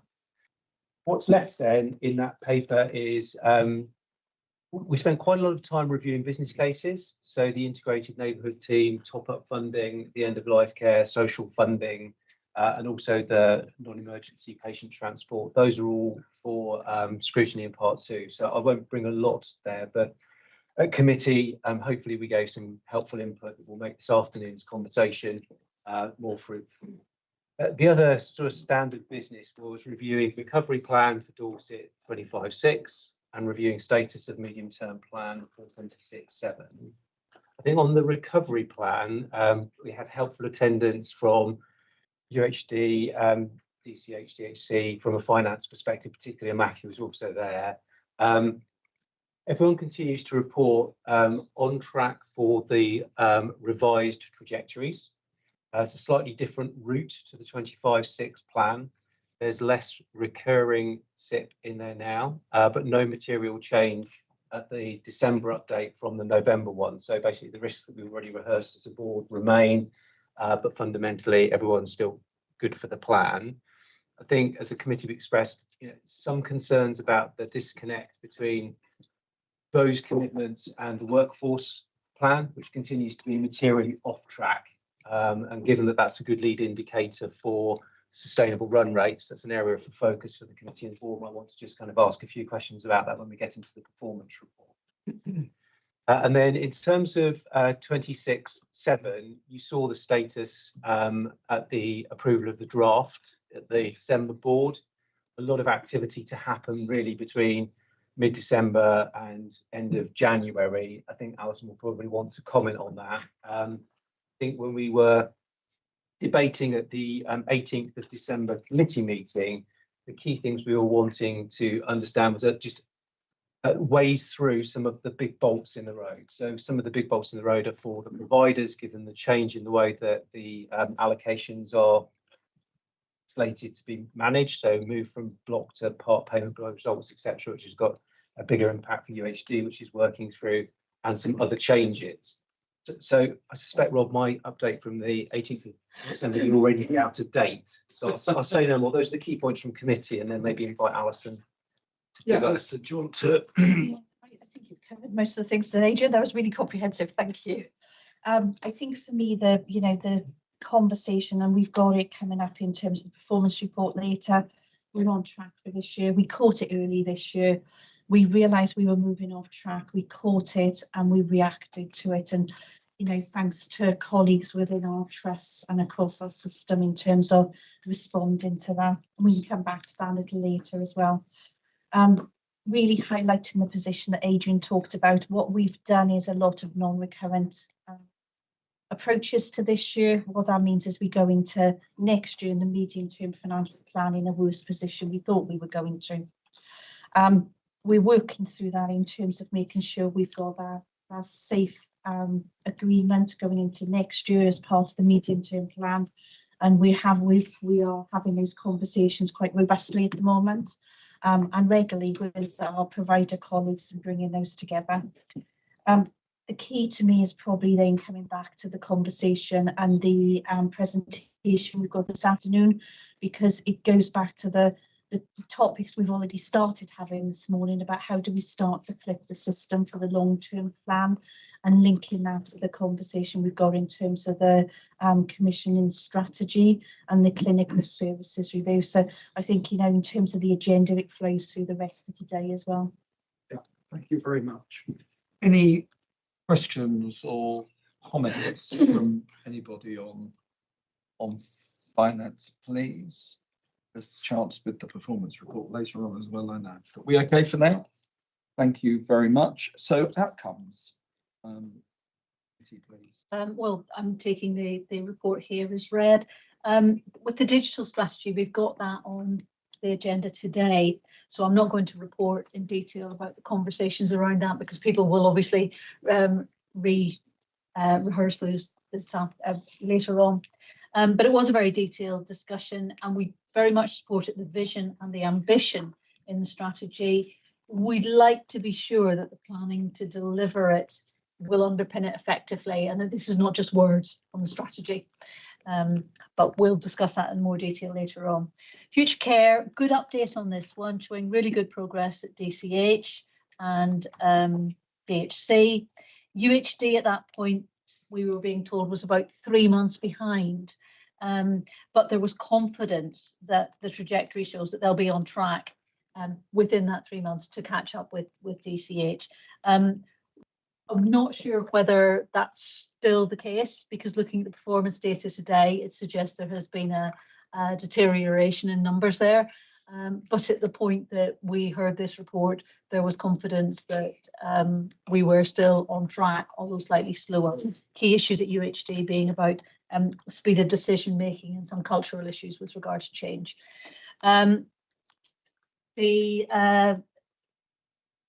The Integrated Neighbourhood Teams programme, I think the committee felt that we often received reports talking about things that were being done, but we weren't able to evaluate effectively the real progress being made there. And therefore, we welcomed the idea that we were going to get some qualitative data in the future rather than a ticking of tasks that have so far been achieved, like setting up the team and things like that. So that's something that we will be keeping a close eye on going forward because we don't at the minute feel we're able to effectively evaluate the current progress being made. Health inequalities update about some very good deep dives that have been done, but obviously we want to see the actions taken after that to make sure that the issues are addressed. And that was about it really. Thanks very much. Unless there's anything to add? Any questions or comments? Siobhan, did you want to comment on? Oh, push my wrong button. Did you want to comment on UHD at all, Kate? Well, I thought, Kay, obviously I don't attend the committee, but from a sort of UHD perspective, future care is absolutely integral to what we're doing across the system and across place here at UHD. The scale of the challenge at the outset was quite large because we were redesigning really the whole function with our local authority colleagues and our system partners around the transfer of Care Hub. But I do not think at this point in time we are 3 months behind. So I was a bit surprised to hear that actually, Chair. I think actually there's a lot of progress that has happened within UHD, and our length of stay has actually come down, which is really good. So in terms of those things that are within our control, that has been helpful. I think there's a broader discussion around the winter pressures currently, which I'm sure when we get to the performance report, we'll probably pick up. Okay. Could I just respond to that? They didn't mean 3 months behind in what you were attempting to do, Siobhan. It was more that there was a gap developing in how far the two of you had got. So it was a direct comparison with DCH rather than your internal, because you had more systems to change and reform and a more complicated system to deal with there with regard to your the original setup of new teams to sort out flow. And I think that was the sense that there was that almost in the sense that DCH had a slight advantage there because they were slightly further forward at the beginning and there was a 3-month gap. But because you were following on your pattern, you would have caught that up within 3 months and your trajectory was such that you would be at the same point at that. Okay, I'll pick it up with the team here, but thank you. Yeah, but that was Dylan's feedback to us. Thanks very much. Anyone else? No, thank you very much. So people, Carl. Yeah, thank you. Yeah, so we met and reviewed the 2 risks around business continuity and HR leadership and operational capacity.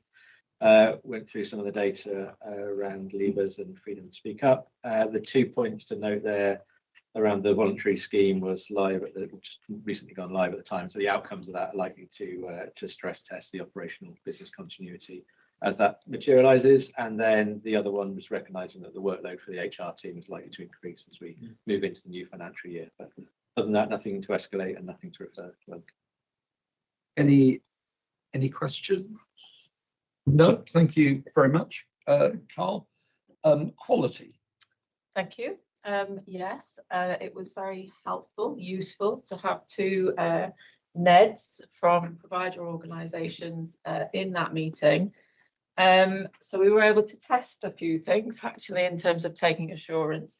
For example, one of the things that came up in the quality report was the increase in MRSA, and they were able to reassure us at this point around a deep dive in that area. So hopefully that will illustrate or identify what needs to happen to get that back into the right measures.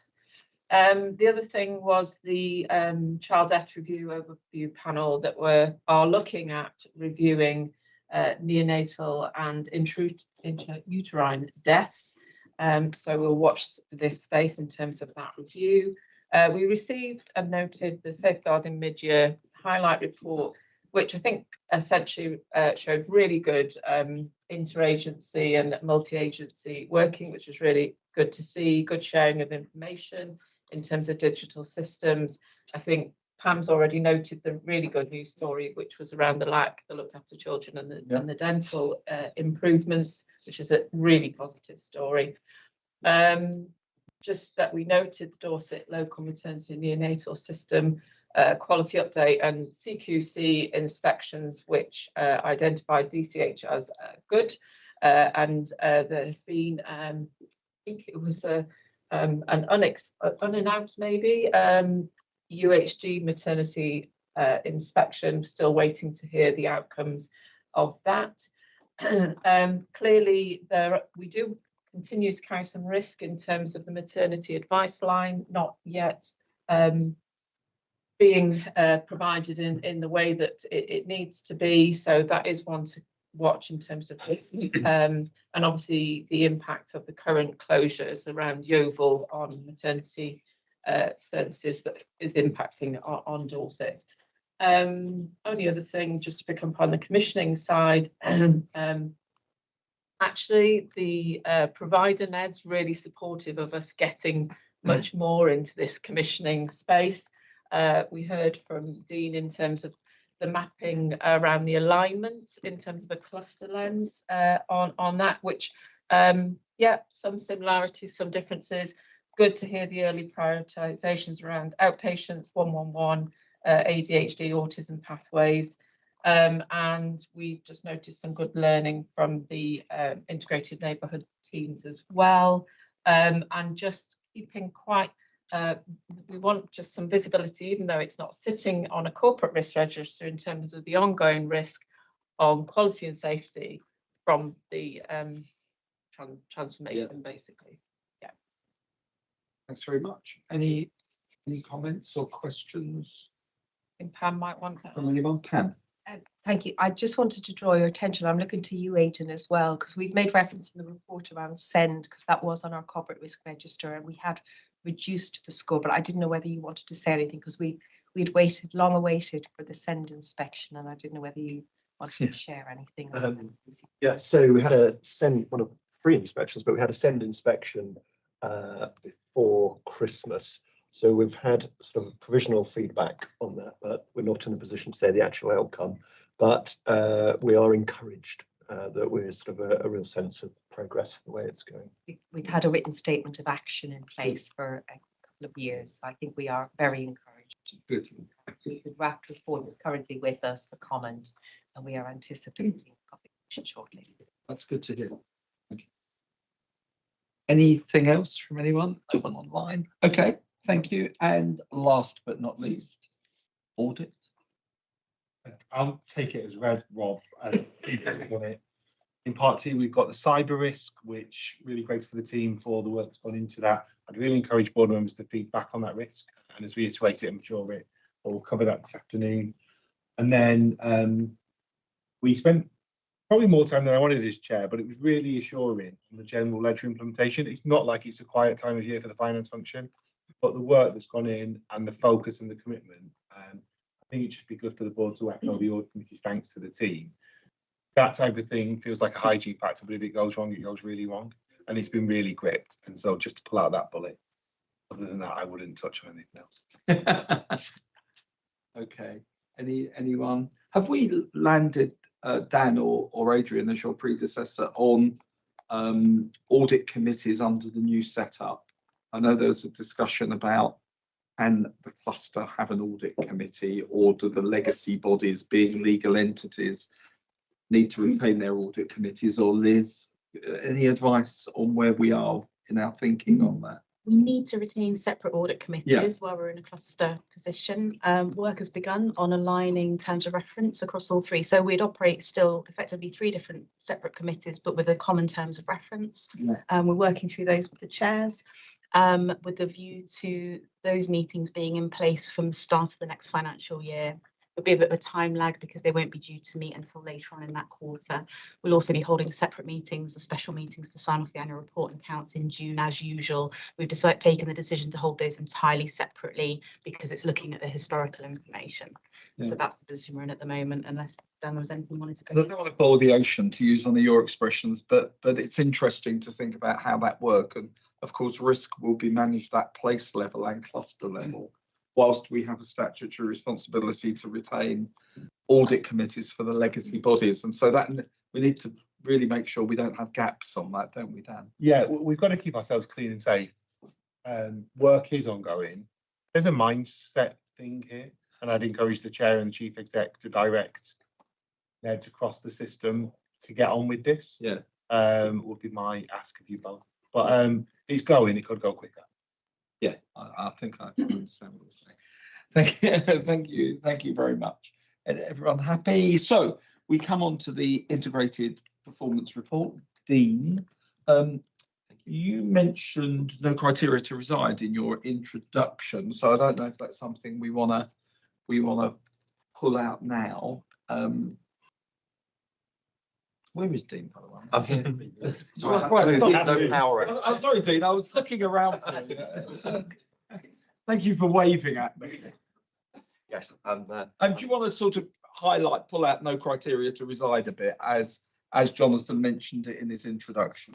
I will do, and I'll do it in 2 ways, because what I was going to do with the performance report was to look at the traditional performance things that we report against, because we've got November's validated position. We've got some information for December, but it's not validated position. And then I was going to go into a bit on winter and where we are, which brings us then into the real operational, almost today, the January position. So I'll cover all 3 parts, if you like, in my introduction, and then go into any more detail if we wish to. So just in terms of the performance report, kind of starting with urgent and emergency care, November we were at 73%. That has dipped to about 70% during December. But if we look at compared to where we were last year, we're about 11% better on the 4-hour standard compared to where we were last year. So despite the pressures that we've got we've had over the time, we have really improved the system and the speed in which we are seeing patients.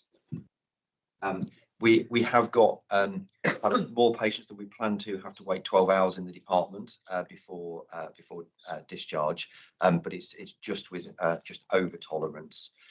One real improvement that we've had is the category 2 response time. So that's an urgent response and is 60% of the activity for the ambulance trust. At the beginning of November, they introduced, with agreement with all trusts across the southwest, what's called the timely handover protocol. So that's where no patient should wait more than 45 minutes before being handed over to the emergency department. Many happen earlier than that, but that was a backstop that was introduced. And that has resulted in significantly improved position that we've seen in the report. So we're now 2 minutes better than the actual operating plan standard that we put in to start with, whereas the ambulance trust had been kind of beyond its target beyond that point. And the ambulance trust are being held up nationally as an example of how to implement this. So it's not just a in some areas it's been right, it's 45 minutes, we're going, it's over to you. This has been a collaborative process of agreeing that process with each of the trusts. So it's not just in Dorset, that's across the southwest. As you say, kind of just save it being a disjointed conversation. What's the feedback from the providers? Because obviously we've got it's great that we get them off the ambulances, but the wait times in EDs looks as though it's moved the other way. We just shunted the problem. I don't think we've shunted the problem. I think it's been a collaborative. There have been one or two areas that have been more challenged, and I think Sheila's experienced those within the Somerset area, but in the Dorset area, I think that's been good. I'll look at my colleagues Matthew and Siobhan. Kind of, Siobhan, did you want to comment? You're on mute. Sorry, is that you're on mute? You're on mute, Siobhan.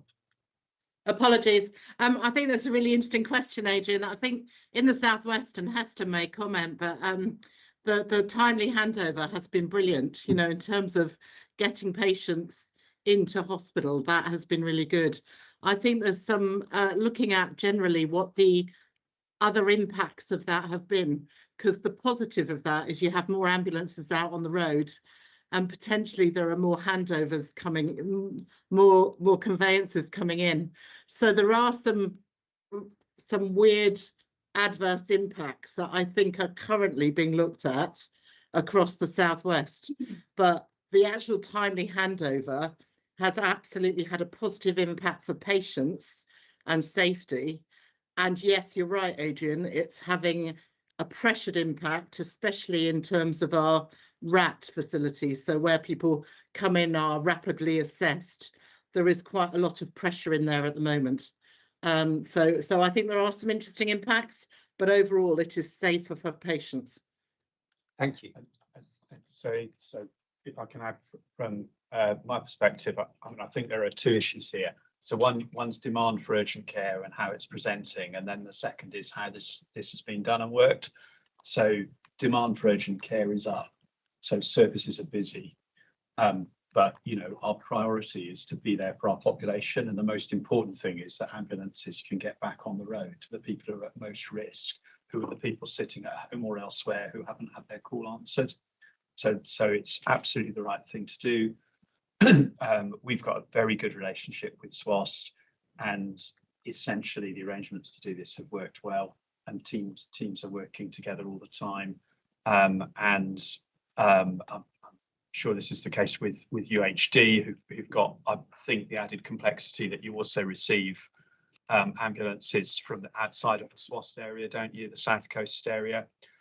So there's a more complexity there, but our relationship is good. And actually, John Martin, as Chief Exec of SWAST, is coming to visit DCH tomorrow afternoon. He and I are spending some time, and we're going to talk to crews and talk to people in ED together. Andrew's got your hand. Thanks for those comments, everybody. From a SWAST perspective, I think this the implementation of the THP and the support it's got across the system has been absolutely transformational for us. There's not just the benefits on the patients, which are obviously the most important thing, but the benefits to our staff as well. It's really improved morale within the service, because they feel that rather than doing one or two jobs a day and so helping one or two patients, they can really increase that and help a lot more people. I do appreciate that the comments about moving the problem. We try hard not to exacerbate that. If we look, for example, at our hear and treat and our see and treat rates, they are both going up. So we are maintaining those. So we are trying our best not to just move people into hospitals. We're trying our best to keep them out of hospitals where we can. But I'd just like to say a big thanks to everybody involved, and that includes the people who've just spoken here, because it really has made a huge difference to us.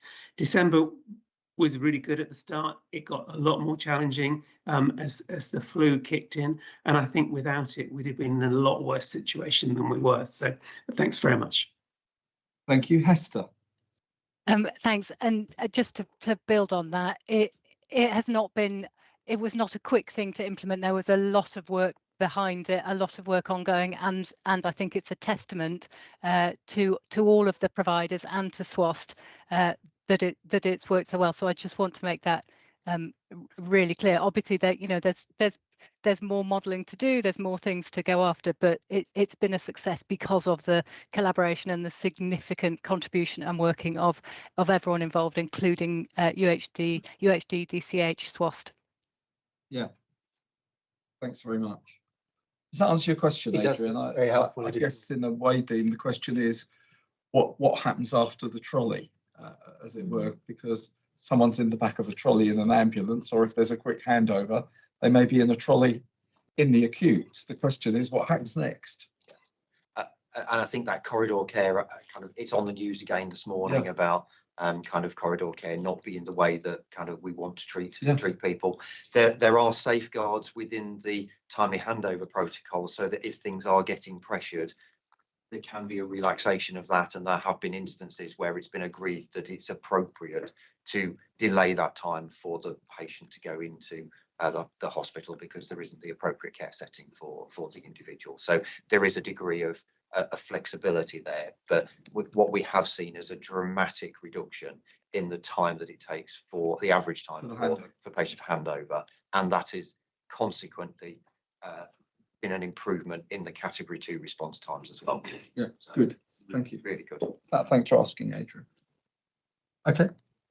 Wants to come in. Oh, I'm very sorry. Yeah, sorry, just a brief comment. I mean, filling the ambulance trust is hugely important, not just for getting people into hospital, but actually picking people up from home or from the general practice. So let's not lose the front end element of this. You know, there's nothing. It is a public good that they're available to do those things. Deteriorating patient or relatives at home, and the ambulance can't come. Yeah, it's a really good point. Thank you.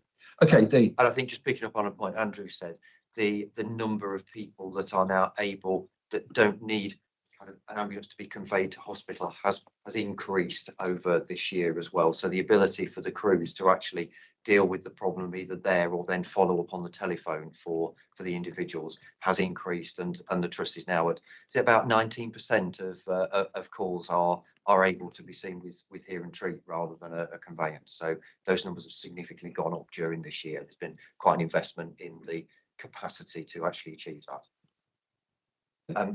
You mentioned no criteria to reside, and that has since the 1st of April has been the real 1st of April, 1st of January has been the real increase that we have seen. We had seen things a flat line, which is not where we wanted it. We expected the work through future care to have improved the position on no criteria to reside before we got to the winter, but it has got significantly worse since the 1st of January, and I'll come on to the winter position in a moment. In other performance areas, planned care, as you'll see, we are seeing month-on-month improvement, and in most of these areas, we've seen achievement of the targets. We now have no patients waiting over 65 weeks, and there are no patients that we expect to go over 65 weeks by the end of the year. And we are seeing a continual reduction week on week of the number of 1-year waiters that are on the waiting list, and that continues to improve. You'll also note that the mental health and children and young people's access, which was off track last time, we are seeing now an increase in those numbers. We've agreed a new trajectory with them, which is why it now looks green, but the numbers have increased and are increasing by 150, 200 per month now in that access. So that is, and there is the action plan in the pack. Yes, sir. Quick question. I'm really interested in that one because that was another issue that we identified 2 or 3 years ago. In kind of plain English terms, what does it mean in terms of the average amount of time that a new referral might have to wait to be seen by the service, and then subsequently the time to actually get significant treatment and assessment? I'll have to go back to the numbers on that one because the number that we track at the headline is the numbers of people that are seen rather than the time. But it's okay. So that's the performance report. Did you want to pause there before I went into winter? We've taken quite a few questions during it, but Adrian, just on the 62-day cancer one. Yeah. On the more detailed page, it looks like there's been a significant move month on month for UHD. So I'm on page 116 of the PDF, 64 to 72. I just, it's a bit of a step. I didn't know if that was a data thing or whether some new initiative has been implemented? I mean, there has been a recovery plan in place. So there was a data issue with the Dorset County information. The wrong data was picked up when it was actually submitted. Both trusts have had a recovery plan in place, which has taken a number of months to actually improve, because the 62-day counts one is the number of people that are in a backlog, and that backlog has been treated. And while you're treating the backlog, then the performance of those treated within 62 days drops. So once that has worked its way out, that does increase. Okay, I sort of don't need to continue the point. Just it would be helpful to know whether we've actually made a material step forward, or whether this is just a data catch up and we're going to see it back away. Material step forward. I don't know, Siobhan, did you really wanted to comment? Yeah, I mean, I think we've had quite a focus on gynae, urology and breast. So actually, I think we have done some very focused work to improve the pathway, actually, Adrian. I don't believe it's a data issue. In which case, to congratulate the team on the step change improvement. It might still be a red number, but that's a big change to make in a short period of time. Good thing to highlight. We need to keep going. And I think it probably goes back, because in previous months I've reported that we were below that. We've had the NHS England team have been in to review the action plan kind of 2-3 months ago, and they were confident that that would recover the position. I think what we're seeing here is that recovery now coming through, because it takes that amount of time, up to 2 months, before you start to see an improvement in the 62-day performance. Anyone else? Okay, John, I was just going to comment on the general progress around elective care, because Dean, you skipped over the we've managed to treat everybody over 65 weeks, and we haven't got any more risk around that. I was just going to say that's a really big achievement, actually, and it's not the same everywhere. So although we're still concerned about the number of people on the waiting list, and there's a lot more work to do to drive down waiting times, that's a significant milestone, and it's not a milestone that's been crossed everywhere. So I just think at the moment, just to say, actually really good progress in terms of making that stage. Obviously, now the next phase will be on the 12-month waits, and that's great. But the elective performance has consistently gone in the right direction, despite the urgent care pressures. And I just think that there's a moment in there where you just take the whole thing and go, okay, let's just pause there for a minute and say well done to everybody, because really good progress has been made. Loads more work to do. And I guess also just noting that there is a sort of bit of a kind of regional sprint that started to happen, particularly around first outpatient appointments. So again, it's a kind of direct relationship between the regional team and providers, but that's sort of underway in Q4 with a view to be able to go further over the next 3 months. Thank you, Siobhan. Yeah, I just thank you, Jonathan. I think that's a really important point, actually, for the acutes in the system, in that we have all, with industrial action, we've all maintained our activity through the recent industrial action, which again was quite an achievement. When I looked at this report, I thought, oh, the elective looks, actually in terms of 52 weeks waited, it still looked like quite a risk. But actually, you need to also understand we've been doing quite a lot of validation work. And actually, the validation work can offset some of the numbers. And actually, where we're really heading is to absolutely drive this through the remainder of this year. And I think on an elective path, and I chair the elective group in Dorset, and also actually the LIN across the southwest, Dorset is doing reasonably well. And we should just note that. So thank you. Yeah, thank you, Siobhan. Dean, winter. Okay, thank you. So winter position, I think as we were going into Christmas, there was a lot of concern about flu. There was increases. It was over the news all of the time. As things have progressed though through December, the flu peak was not as high as it was feared, but was going to be. The southwest has been about 2 weeks behind the rest of England, so we could see what was happening across the rest of the country and seeing it coming down. The peak of admissions that we've had for flu have been half of last winter. Now I know winter is not over this year, but at the moment the forecast is that the position is either flat, either being maintained or is reducing for the coming weeks on flu. So the pressure is easing, which is good considering the pressures that we have got. We originally saw the cases in younger, so 0 to 4-year-olds. We're now seeing the rise in older people, so particularly those over 75 and 85 for other respiratory illnesses. What we have seen this winter is the number of A&E attendances is about 10% higher than what it was last year. So November was 10%, 8% in December from the provisional figures that we've got, and that seems to be continuing during the early part of January. As I said earlier, the numbers of people that are seen within 4 hours is a lot better than it was last year, being 11% greater than in December 24. We are seeing broadly the same number of admissions each week, with a length of stay that is lower for those that go home that are criteria to reside. Where we get an increase is where those patients are no criteria to reside are staying longer this winter than they were previously. The work of future care was seen as kind of discharge more people through intermediate care. So the numbers of people going through the intermediate care that we've commissioned, which is the same levels as previous year, has increased as well, which has helped people move home. But the no criteria to reside position has deteriorated since the beginning of January.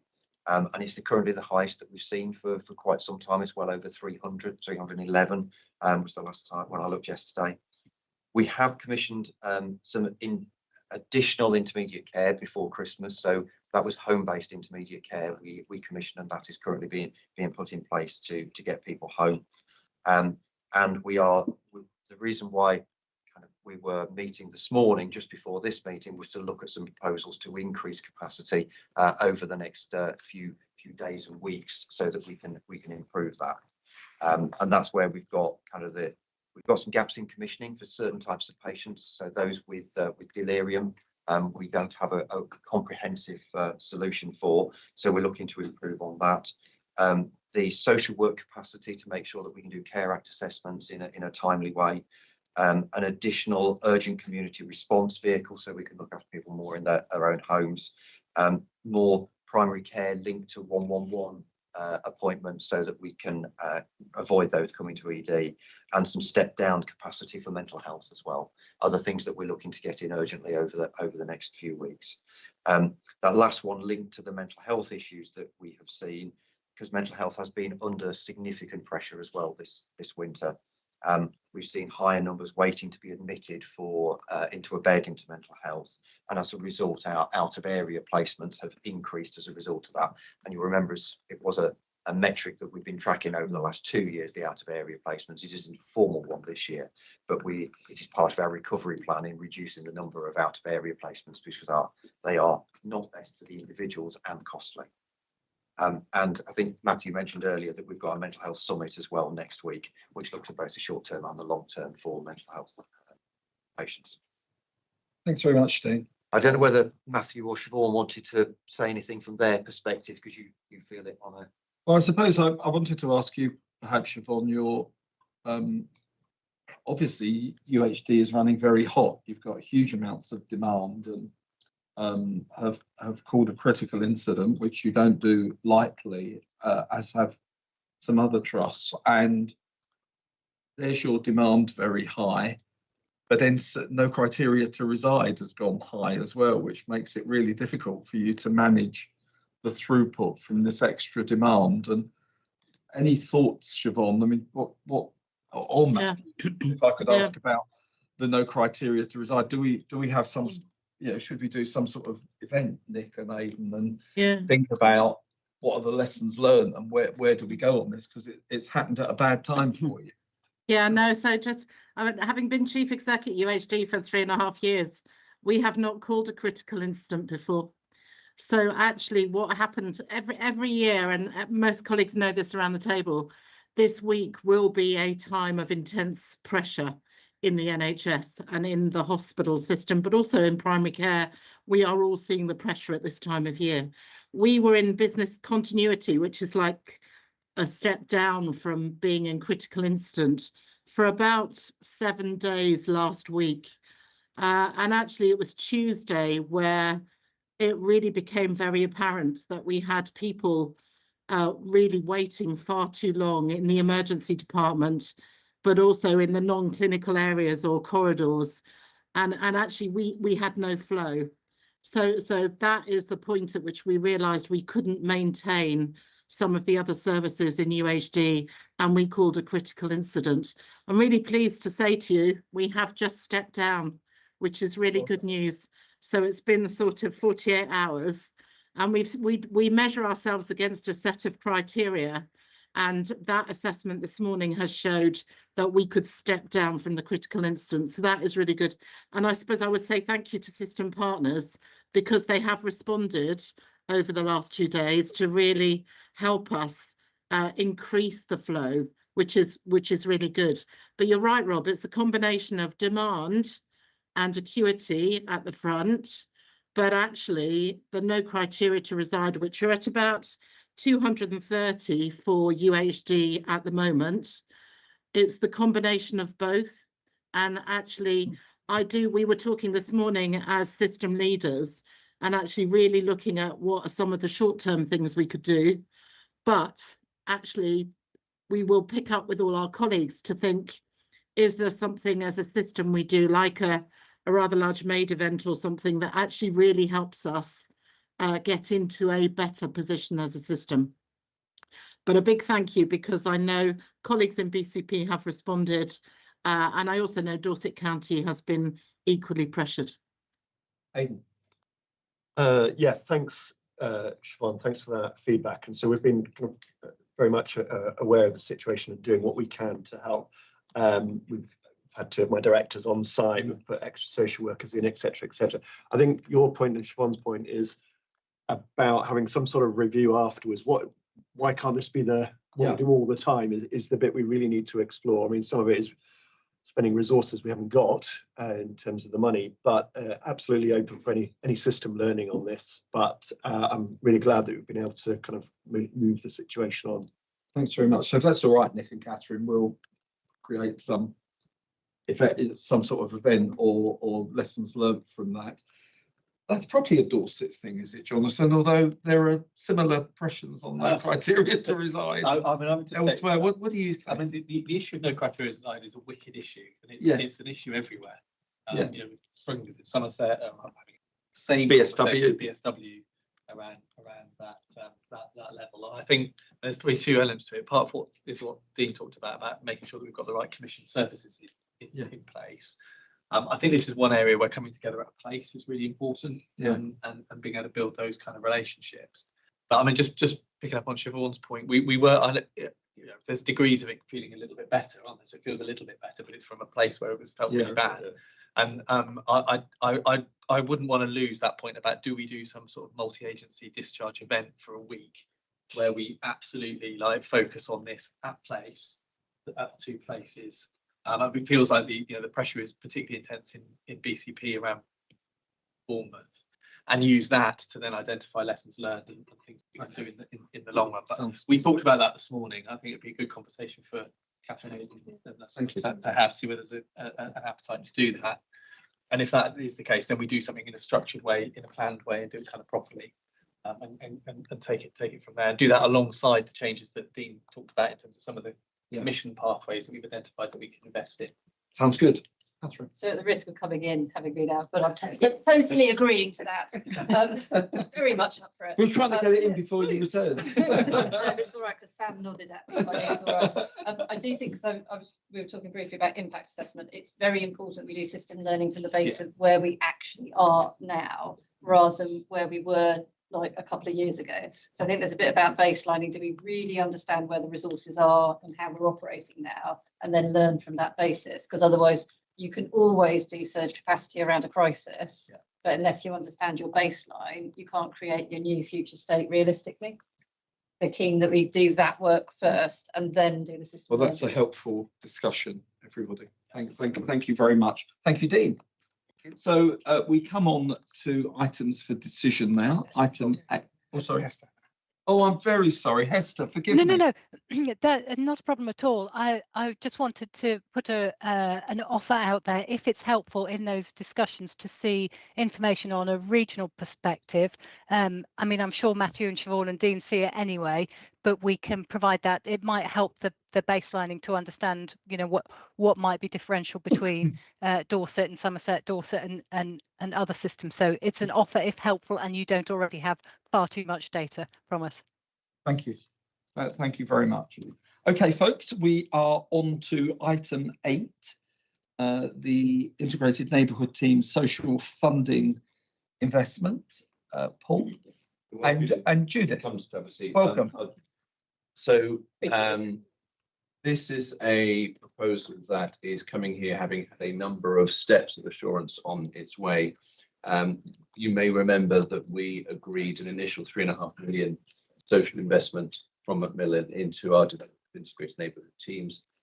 There was always part of that was going to have a part 2 conversation about a further investment, and this is that further investment of 2.5 million. Of note, it's been through our system triple lock review and also the Finance and Planning Committee in the last cycle. And I just wonder whether it's helpful. I'll hand over to Judith in a minute, who can just go through some of the background, some of the rationale behind this, and so we understand the ask and the opportunity that comes with it. And then, Adrian, I wonder if after that you can give a feedback from the Finance Committee, because I know there was quite a lot of conversation and a position reached within the Finance Committee that will then help us. And it's coming here because of the totality of that then 6 million, means that it's a board level conversation to be had. That's okay, Chair. That absolutely good. Thank you. Judith. Thank you for the opportunity to come and talk about this programme. We've renamed it the Neighbourhood Health and Wellbeing Programme. I think partly because you'll be aware that we're part of the national programme for neighbourhoods here in Dorset, and obviously we want to ensure that that is beneficial to obviously this ICB as it stands at the moment and onwards as we go forward into the cluster. There's a few slides that we've got here just to help us sort of go through. So just as Paul was saying, to catch you up, Macmillan always wanted to give us 6 million. That was quite clear from the start, and you'll know that this sits alongside an additional 4 million for end of life. And certainly the end of life programme should be seen, if you like, as a subset of the neighbourhood programme, because it's also working towards that left shift. The 3.5 million was primarily put in place to ensure that we could make the programme work. So there is now a team that is all but completely recruited who are driving that forward with a small amount of money. It's about 500k of that money, which is supporting small things which support frontline delivery. However, what we always recognised was to really prove to ourselves that we could do community care and make that shift from acute into community. We needed to have substantial pieces of work that demonstrated that to us. In other words, we can't stay in that space where we just say, I'm sure it could be possible if. As anyone will know in this room and representatives of our acute hospitals here, it's not possible to say, I'm sure that will be a few less bed days. We couldn't sit in that space. Working with Macmillan has been really helpful to us because they have pushed us into that space to say, you've got to talk real benefit realisation. And as we talked that through, what we recognised was we actually had to put that into full projects that enabled us to demonstrate through the 2.5 additional funding that they were giving us to be able to say that we could do that left shift. If you push us on a slide, thank you. So you'll see that we have hard targets here, and these targets are precise.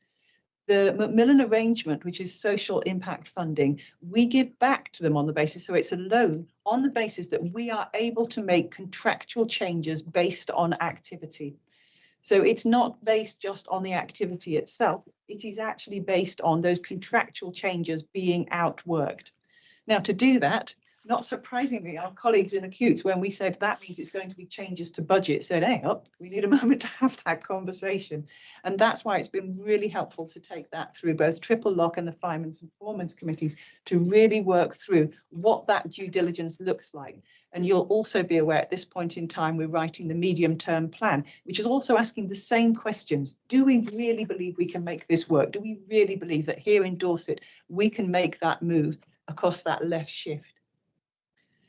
As you can see, if you click again there, Jane, for me, these are the actual output metrics that we're working on with some high level ones that were on the previous slide. And if you click again for me, you'll see that this then is linked directly to that repayment structure that I spoke about.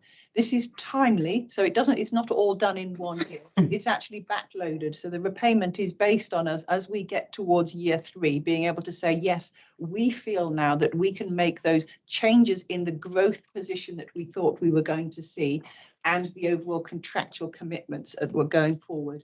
If you click again then, Jane. So there's your payment structure that goes through the years. And if I was to show you the end of life one, which is 4 million, you'd see some very similar diagrams. So remember, both of these are in play. And it's important to also note, and this is part of the conversation we took forward in the Finance and Performance Committee, is Future Care are also doing something similar. So they're making impacts as well as the efficiencies and the work that we are trying to do across our acute. So all of those have to be stacked up in order that we understand this movement. So here's some pictures which show you how we think provisionally this could work through. This is where we need greater due diligence on the basis that both Finance and Performance and Triple Lock got to a point where we felt it was right to agree this. But now we need to work through that further due diligence to ensure that every one of us is absolutely on the same page, that we can see how this can work through. A few more on the finance. Let's click through to the last slide, I think. There's the overall position. As I say, it all sits together now. And this comes to you, as Paul mentioned, on the basis that we tip over the 4 million. To be honest, I should have brought, no doubt, the end of life on that. That is 4 million. And had it been 4 million and £1, you would have also got that one here as well. So I think it's important that you see that in the context, that we're looking now, obviously, to bring that to board to ensure that you're comfortable with A, the position that we accept the full 4 million and 6 million against these programmes, and the due diligence that Adrian can talk a little bit about what the commitments were made in terms of how we then ensure that we are all comfortable with how that works through over the next 3 years. I think that's the last slide, isn't it, Jane? Thank you.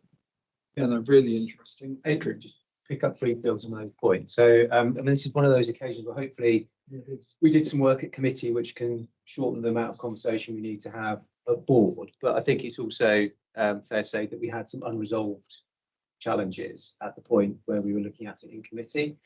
So the fact that Macmillan would like to give us the money, the fact that the repayment schedule is conditional on demonstrating the benefits, means that from a financial risk perspective, ICB wise, this is not a concern to sign up to the scheme. In a way, our conversation was more the other way around, which is just to making sure we hold ourselves accountable as NHS, that we don't take money without a full intention that we are going to pay it back. I.e., we shouldn't start if we don't think that we would be able to achieve and indeed overachieve the benefits, because we shouldn't just regard it as free money. And I think that the team were clear on that themselves. That wasn't like a new datum that was expressed. But whilst there is uncertainty about achievement, there is a belief that it will be achieved.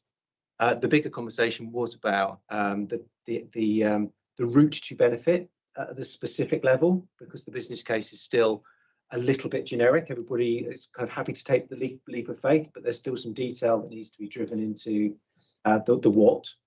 And then in terms of the ability to capture the benefit, that's largely budgets which sit with providers who are looking at a difficult situation, because whilst they might sign up intellectually to these benefits being delivered, they might have growth elsewhere, which will make it difficult for them to take capacity out and deliver money, cashable benefits that will allow us to pay back Macmillan.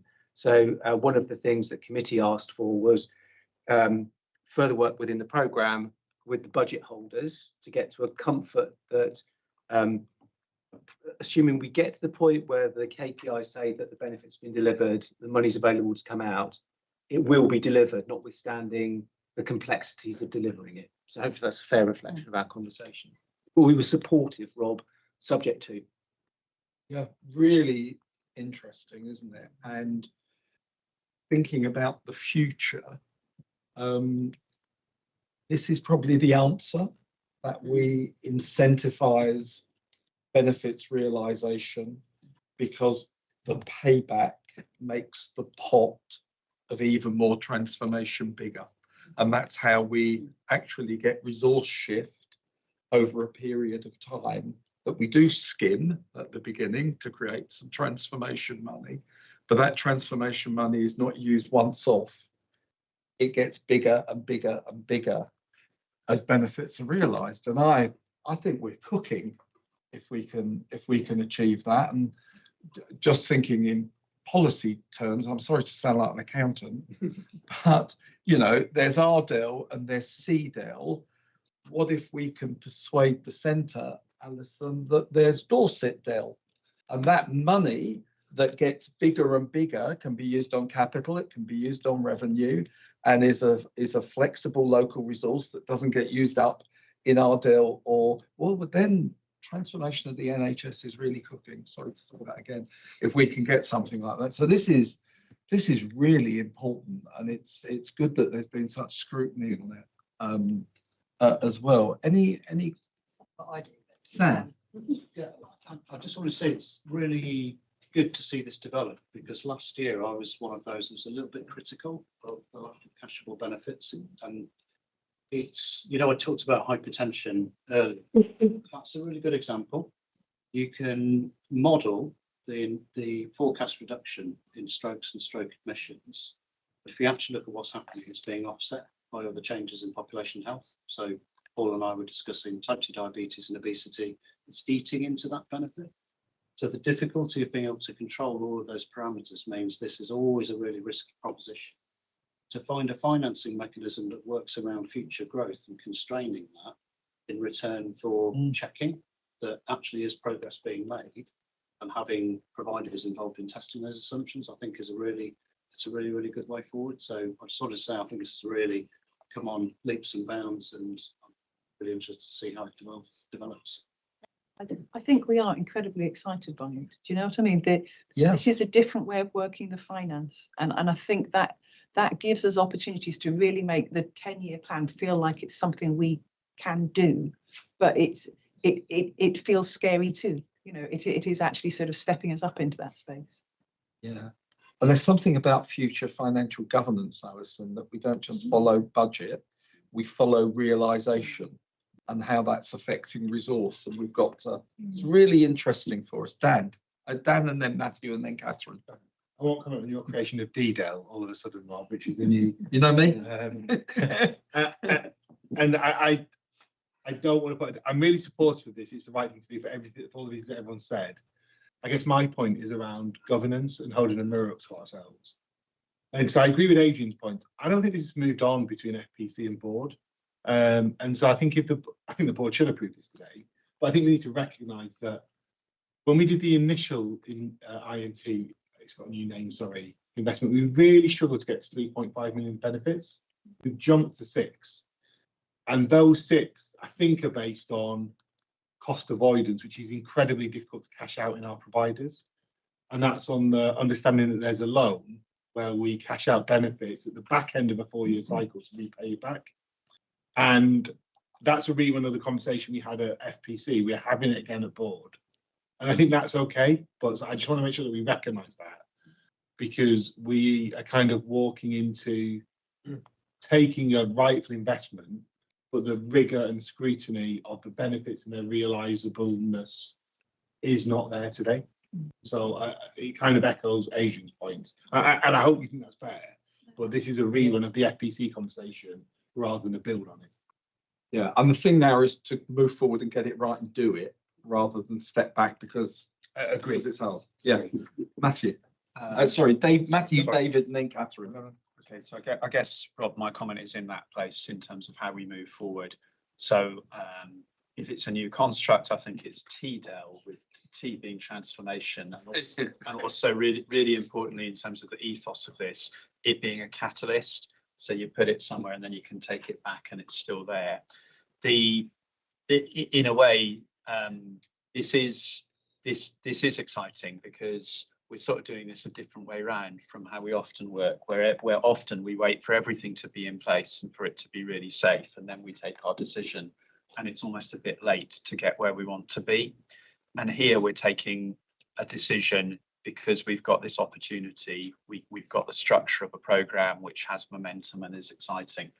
So without checking that excitement or momentum, the governance that we now put around this is very, very important. I agree. And I think that is actually quite exciting in governance terms, because it's also about shaping this new world with the relationship between the new ICB as strategic commissioner and then what you do as place, or in this instance, two places working together, and how at that level people hold themselves to account and sort of operate to commission locally. Yeah. But we can't allow that to just evolve freestyle. So what we will need to agree probably from this discussion is how we define that, how we put that proposal together. So the ask of the Integrated Neighbourhood Board, which Forbes and I am currently pool chair, the ask of that board is clear, and the line of sight that is wanted at strategic commissioner and place is clear. And thinking out loud, of course, that TDEL or DDEL can be on a memorandum basis in some people's accounts, can't it? In other words, we've got a sum of money that we want to use for transformation, and some of that may be in different people's budgets, but it's held on a memorandum basis as a whole in terms of how we want to use it. If that Alison is loving your thinking out loud. I'll book it through afterwards. You might need to give me the evening for that one. It works for local government. I'll learn from local government. I think Catherine was before. All right, Catherine. I think this is really interesting. I wanted to draw the thread back to the conversation at the start about how we invest sort of like commission and grant fund into the BCS and into community groups as well. So if what we're saying is that actually sort of this kind of like social impact investment meets kind of like upstream investment, you get an answer to a few different questions, because you get an answer to kind of like, because the papers have got quite a lot about left shift investment, but I couldn't actually figure out what it was from the papers, whereas actually this does describe what that could be. But I think it's that rigor about the methods, that rigor about measurement, but it has to be done system wide, because a lot of the time to do this properly, we are going to be investing outside of health providers. And therefore, we absolutely have to do it lockstep together, because you're going to want some of our cash and we're going to want some of yours. So I suppose that governance question, that kind of like real rigor around methodology, but kind of like that system clarity. What are we trying to do? We're trying to put a really big stake in the ground upstream. We're trying to demonstrate that that works so that we can move the money to that point, and then we'll put a stake in the ground further upstream. So there's a bit about having a theory of change around it as well, which can draw in a lot of these investment threads into one thing. Yeah, thank you. David, and then Rhiannon. Yeah, so a couple of points. I think some people have already covered some of them, so I'll just sort of amplify a couple of things and then add a point. So what's in mind for me is like Kodak, you know, the failure of Kodak. Kodak actually invented the digital camera, but they failed because they didn't change their whole structure. So they were set up to build manual cameras, and when they developed the digital one, they couldn't produce it. So what we're trying to do here is not just bring in funding, we need to re-engineer the system. So this is not going to appear in isolation. We're not just buying reduced non-electives, we're building neighbourhood health. Yeah. So we're trying to do something completely different, which is to Catherine's point, which is this is the whole system opportunity. And we've got this chance to sort of build this new way of working in here. And at the same time, we need to be accelerating our efforts to build integrated outcomes-based pathways of commissioning. And Judith and I have talked about this a few times with the new contract models that are going to become available to us, the integrated health organisations, multi-neighbourhood providers, etc., etc. There's going to be loads of different things going on, and they are going to move at a pace of 1, 2, 3 years, right in parallel with this. So I think I really like Catherine's point about this is a stake in the ground for us to work towards, and when we get there, we're going to move it again and get even better at it. So I think there's something here about some great stuff we can do for Dorset, but actually there's huge amounts of learning in here for the whole cluster, and how we are sort of experience that and how we can build that out to make it a full cluster-wide approach. So I think it's a great opportunity, and we have to take a bit of a punt, notwithstanding Dan's and other people's bit about control and grip and governance. That is absolutely vital. Behind that, there's something majorly strategic that we can do, and it's really exciting. So thank you. Yeah, just so I'm not part of FPT, so I don't hear all the detail. Sort of speaks slightly to that point, but not quite so strategically. I just curious as to whether SWAST was part of the partnership in this, because I absolutely am supportive of the INTs and that makes absolute sense. But actually SWAST has got contribution to make in this space that I know over the border in Wales, they're already doing stuff in terms of advanced paramedics, doing stuff with palliative care, and they're working hand in glove with everything that's set up either through third sector and the hospice community in particular. So I think there's opportunity on that cluster footprint to be really thinking about that in terms of what SWAST can do more of in that space. And finally, Siobhan and then Forbes. Just to say, I fully support this. I think it's really, really exciting for Dorset. I suppose when I think about it, and I understand from an accountant's perspective the emphasis on the money, actually this is obviously about the money following the people, following the care they're receiving. So actually, how we really track the changes in the system is going to be really important. And having looked at all the papers, and I would say this, I suppose, because we're 27 weeks away from creating that real reconfiguration in acute services in our part of Dorset, there is just something about the timescales that we're currently planning around some of the changes, because I know you have to put the infrastructure in place, but I still think when you look at our programme milestones, we probably need to be a bit more ambitious as a system. And I would ask us to probably have a look at that, especially in light of the financial challenge we have in Dorset, but also with the work of Tom Hampshire and Vista Health. I think it will sort of overlay and hopefully create a bit of a catalyst that gives us that challenge that maybe we need to go a bit faster in some of the sort of planned milestones. Thank you very much. So I'll take a couple of more comments and then back to you, Paul and Judith. Forbes and Kay. Yeah, thank you. And then we'll wrap up. I thought it was really helpful summary in the slides, and obviously Adrian's feedback as well. Certainly for my colleagues are sat is that they are concerned about taking an attractive sum of money. And we want to make sure that there's the rigour and the discipline to deliver the end product. Yeah. And that's the challenge. So in our hearts, we have to absolutely believe and do the work that's going to deliver that transformed product. So at the moment they can say, yeah, you've got to deliver neighbourhood health. The mechanism to get there is not as robust as they think it needs to be to support my colleagues in general practice and primary care to actually make that happen. They absolutely want to do it and are absolutely committed to making it happen. Very attracted to have this transformational funding, but they don't want to take that funding based on buildings in the sand, if you like. So so you absolutely support the conversations. I think it's important that we're very transparent about that at this point in time.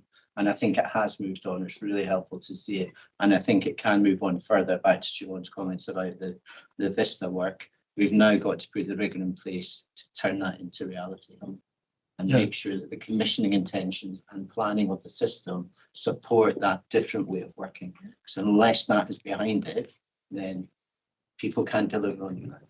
Yeah. Mine's a very quick comment. I agree with Judith that the end of life business case is interesting too. And I think the two of them are very linked. And it's a new way of doing things. And I think perhaps it would be useful if the end of life business plan was actually circulated to all of us at the end of this meeting, because if this is a new way of moving forward with social investment, it's worth looking at both, but also because you won't understand some of the benefits unless you look at both the cases together. So I think it would be useful to circulate that, even though it doesn't have to come to us because it's only on the 4 million mark, but just for information.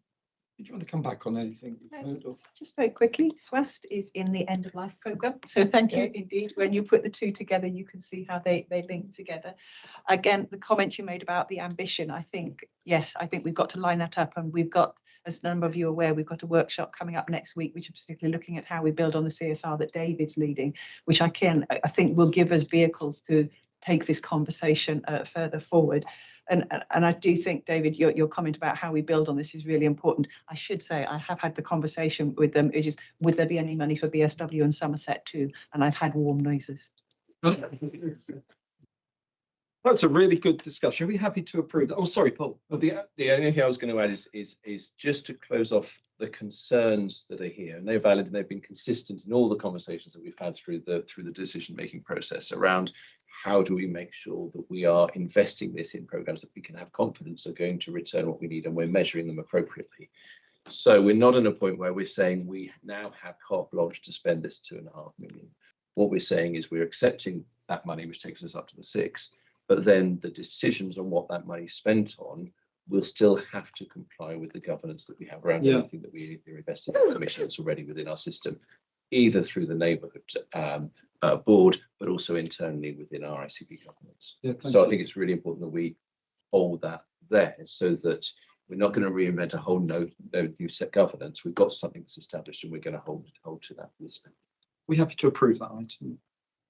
And then, Alison, for the cluster, we probably ought to think about financial policy and what we're allowed to do and what we might like to try and lobby to do. I notice in the Freedoms for Advanced Foundation Trust, the ability to use revenue without breaking CDEL is given as a potential freedom. And I don't know if that will materialise or not, but my local government point earlier, and it is a little bit relevant, is that local government won this big freedom called the Prudential Code, because we used to have capital controls, and you used to get the annual settlement, and it told you how much capital you could spend, and local government was transformed by the Prudential Code saying you can spend as much capital as you want as long as it's affordable, and here are the rules for applying it locally.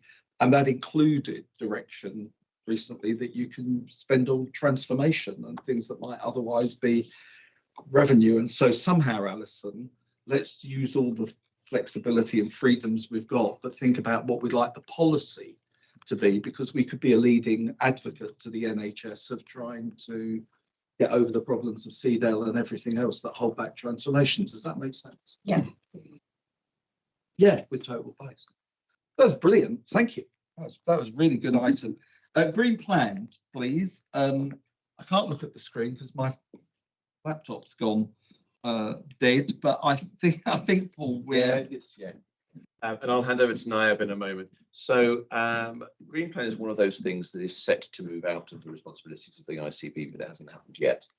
And so we have a duty to compile an overarching Green Plan on behalf of the system. And what Niab has done, and I'll get her to talk us through it, is pulled together. It's effectively the accumulation of the individual organisations' green plans, because the bulk of the opportunity sits within our providers, and then pull it together to describe what that overarching ambition is for us as an ICB. And the position here is hopefully we can get to a point where we approve what is presented in here, that then gets adopted as our system green plan and becomes a driver for both collective and organisational improvement and environmental improvement. And we hold that for as long as it is our statutory responsibility to do so before that's handed. Okay, thanks very much. Niab, we don't need a long presentation, but we would like to hear from you. I'll move to questions in a moment. We've read the pack. If there's anything you'd like to highlight to us, as Paul said, feel free to do so.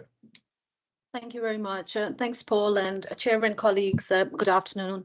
I am going to just quickly ask how much time I have. I can give you 5 minutes if that's all right, rather than half an hour. I don't mind you going a bit over 5, but if you can make it shorter rather than longer, that would be appreciated.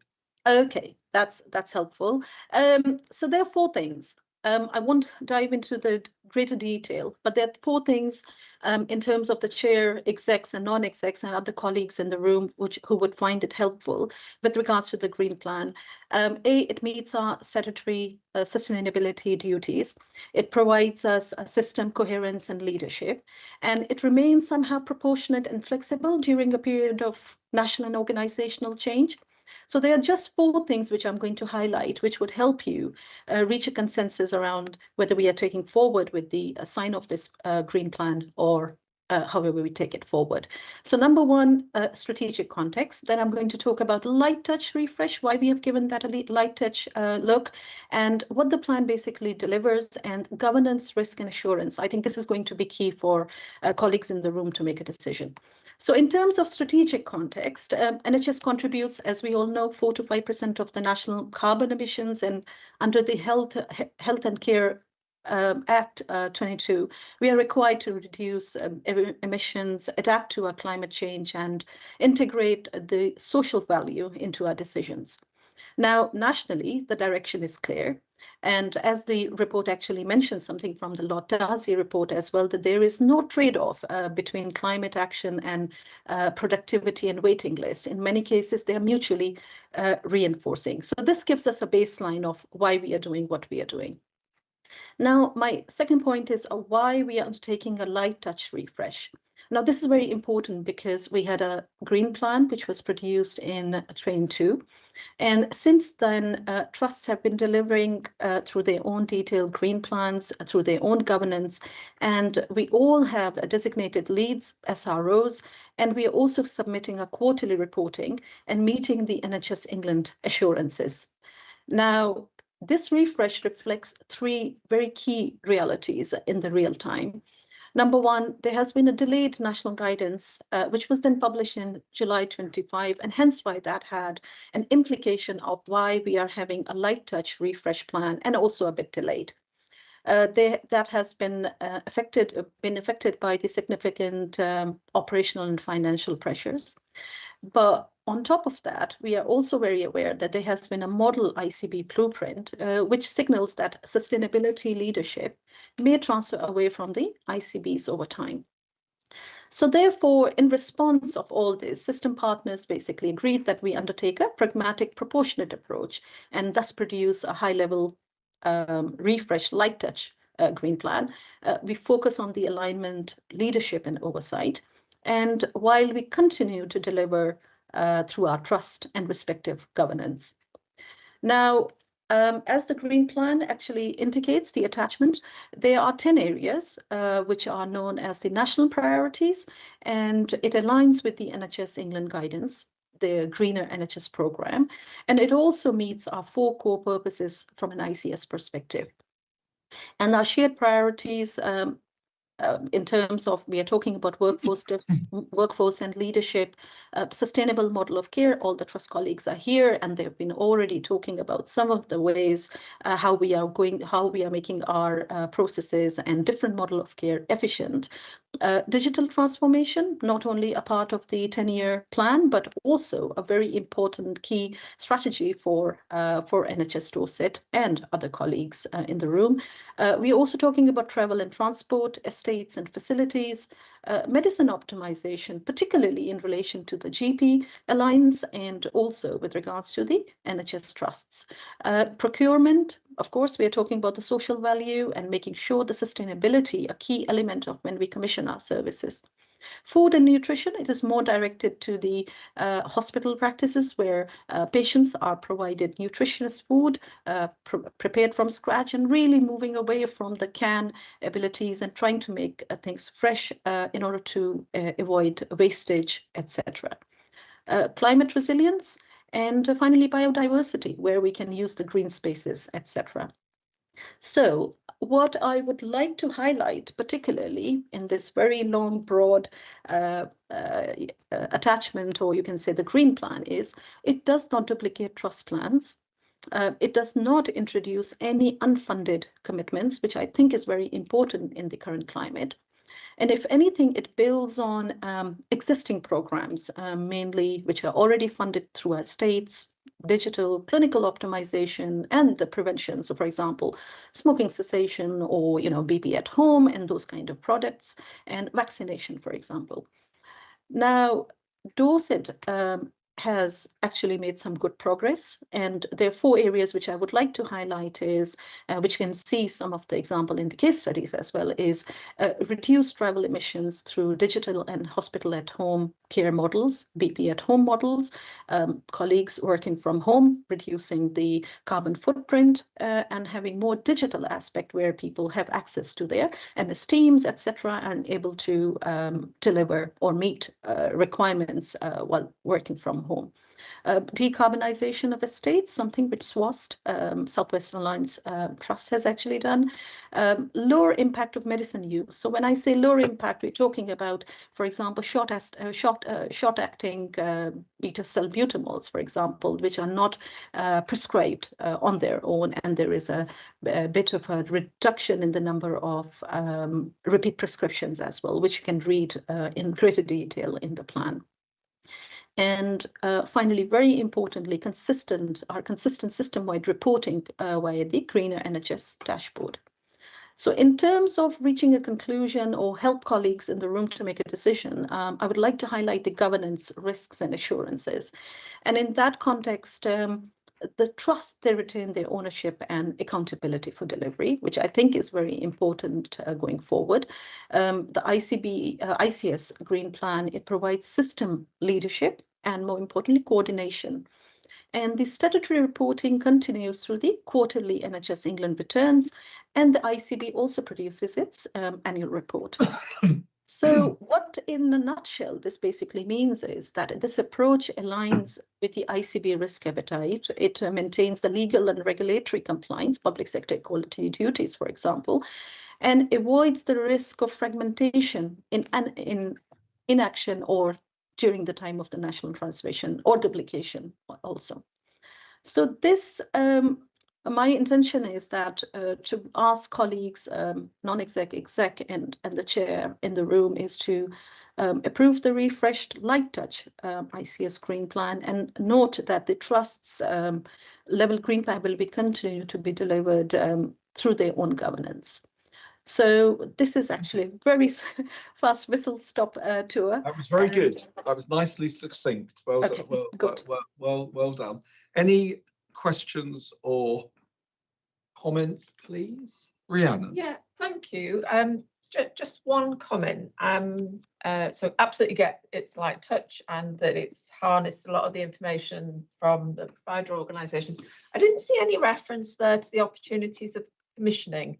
So I suppose just going forward in terms of when this kind of supports the cluster evolution, it really is thinking about the opportunities of green in the context of how we commission.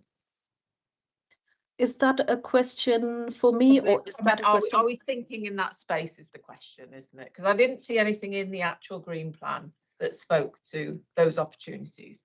So that is something which, because we are unclear at the moment where the positioning of the green plan would sit going forward, that has been a conscious decision not to mention anything on that front. And as I mentioned very earlier on, that there are no increased funding or any new funding opportunities. So I'm just hoping, and this is what my understanding is going forward, is that as things evolve and as new structures or new formation or new teams as they develop, this would be something which would be looked at from that angle. I think my position in this space would be limited in terms of having any commitment on the commissioning. But Paul, if there is anything high level you would like to bring in, or if it's premature at this stage? No, I think it's a fair challenge. Regardless of where the responsibility of this sits, there is an environmental responsibility that we have as commissioners. I think that's probably more to the point of what you're saying, because delivery of healthcare is a big contributor to environmental impact. And I think the challenge for us is not that we produce this and we make sure that we've got the coalescing of our providers' strategies, but we make sure that we understand what is the environmental impact or potential environmental impact of the things we're prescribing. I guess the only one I will pull out from that is our moving away from the commissioning of particular inhalers, because they are a significant contributor, and there are other things that are small, but we don't have a systematic effect.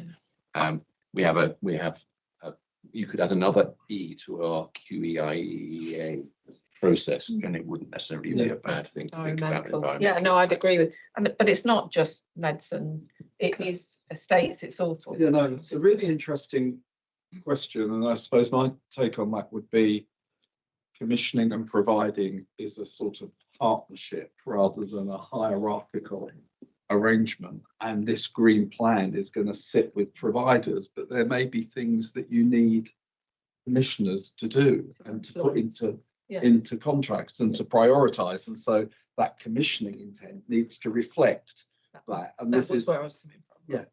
Yeah, okay. Really interesting. Are we happy to approve, please?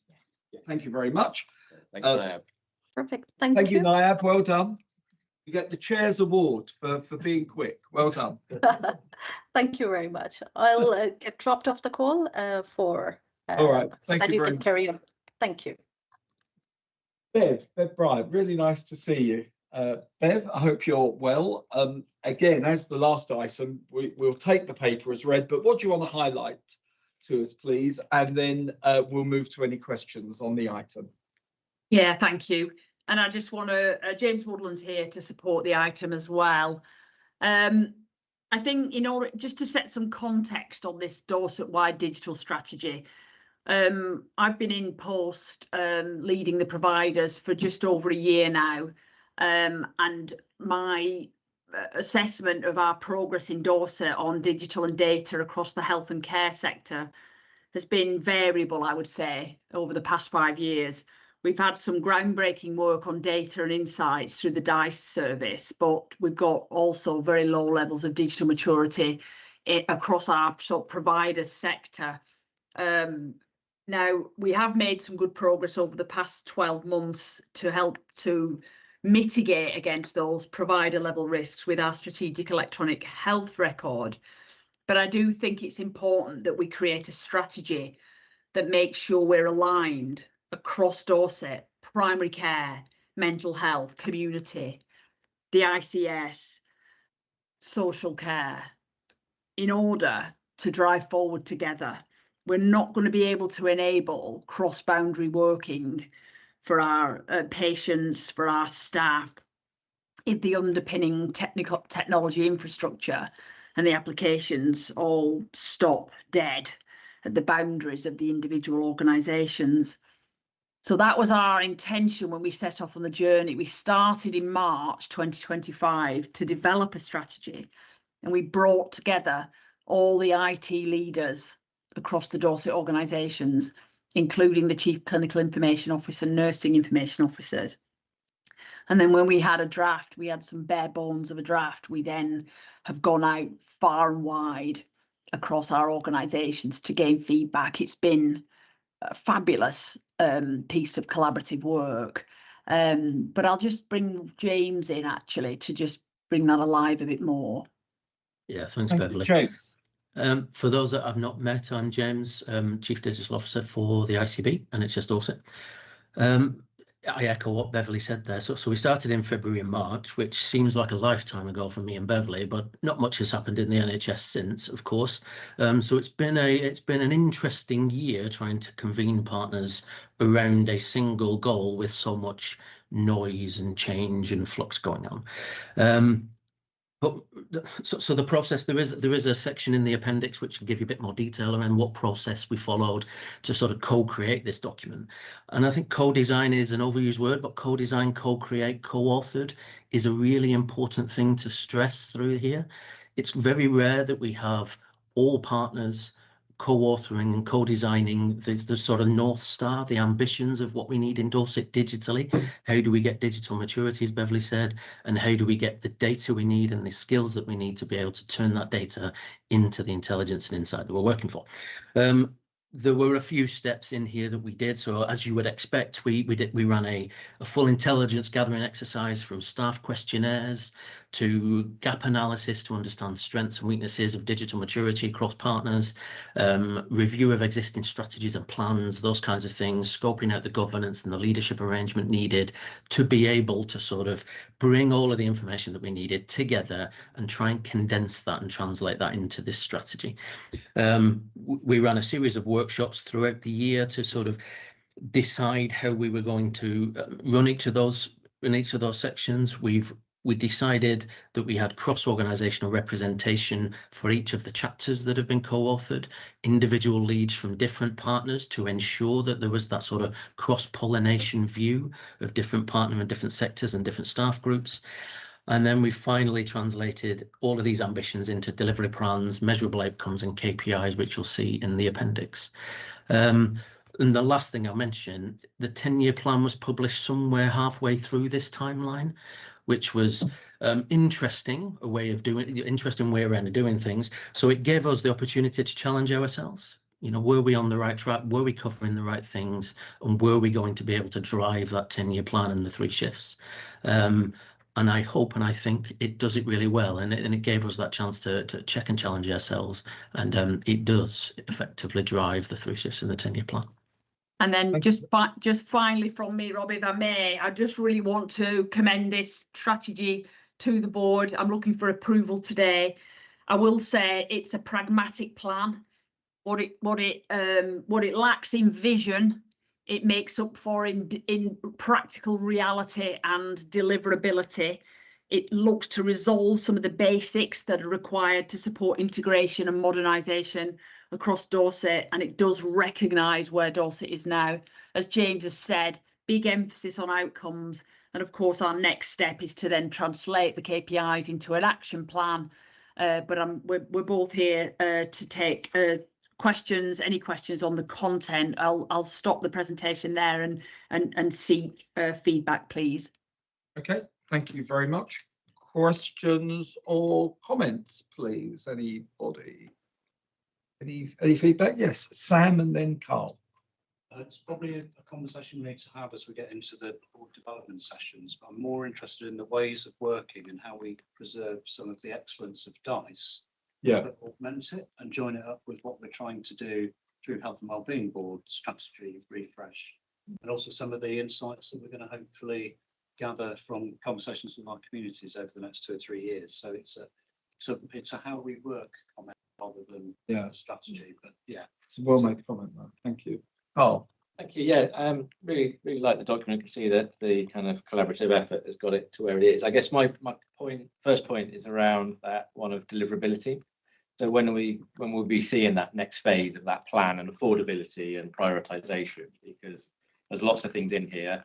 I'm not sure what that kind of path to delivering all of that is at the moment. So I guess the question is, when will we see that next level of detail? And then the other point, the bit I think I made at the outcomes committee, was around how does this sit in the wider system? So what's our role with local communities and upskilling individuals if we're expecting them to use more apps and services? What are we doing in partnership with our strategic suppliers of technology, universities, etc.? So maybe a little bit more about where that sits. Otherwise, it could just feel like an NHS system thing rather than a broader. Thank you, Dan. Do you want to go? No, should we ask all the questions and then we'll come back to Beverly? Yeah, thanks for the document. I read it a few times, and kind of the question that I pose back is it a strategy or is this more of a kind of ambition statement? Because the stuff that to echo some of Carl's points, affordability kind of, and do we have the resources in the bandwidth to deliver this? I know we've got some KPIs in the annexes. I don't think they're KPIs, I think they're milestones. And so that deliverability and the tracking, I think needs more work. And then the final kind of reflection is, I thought there'd be more in there about citizens, customers, patients, individuals.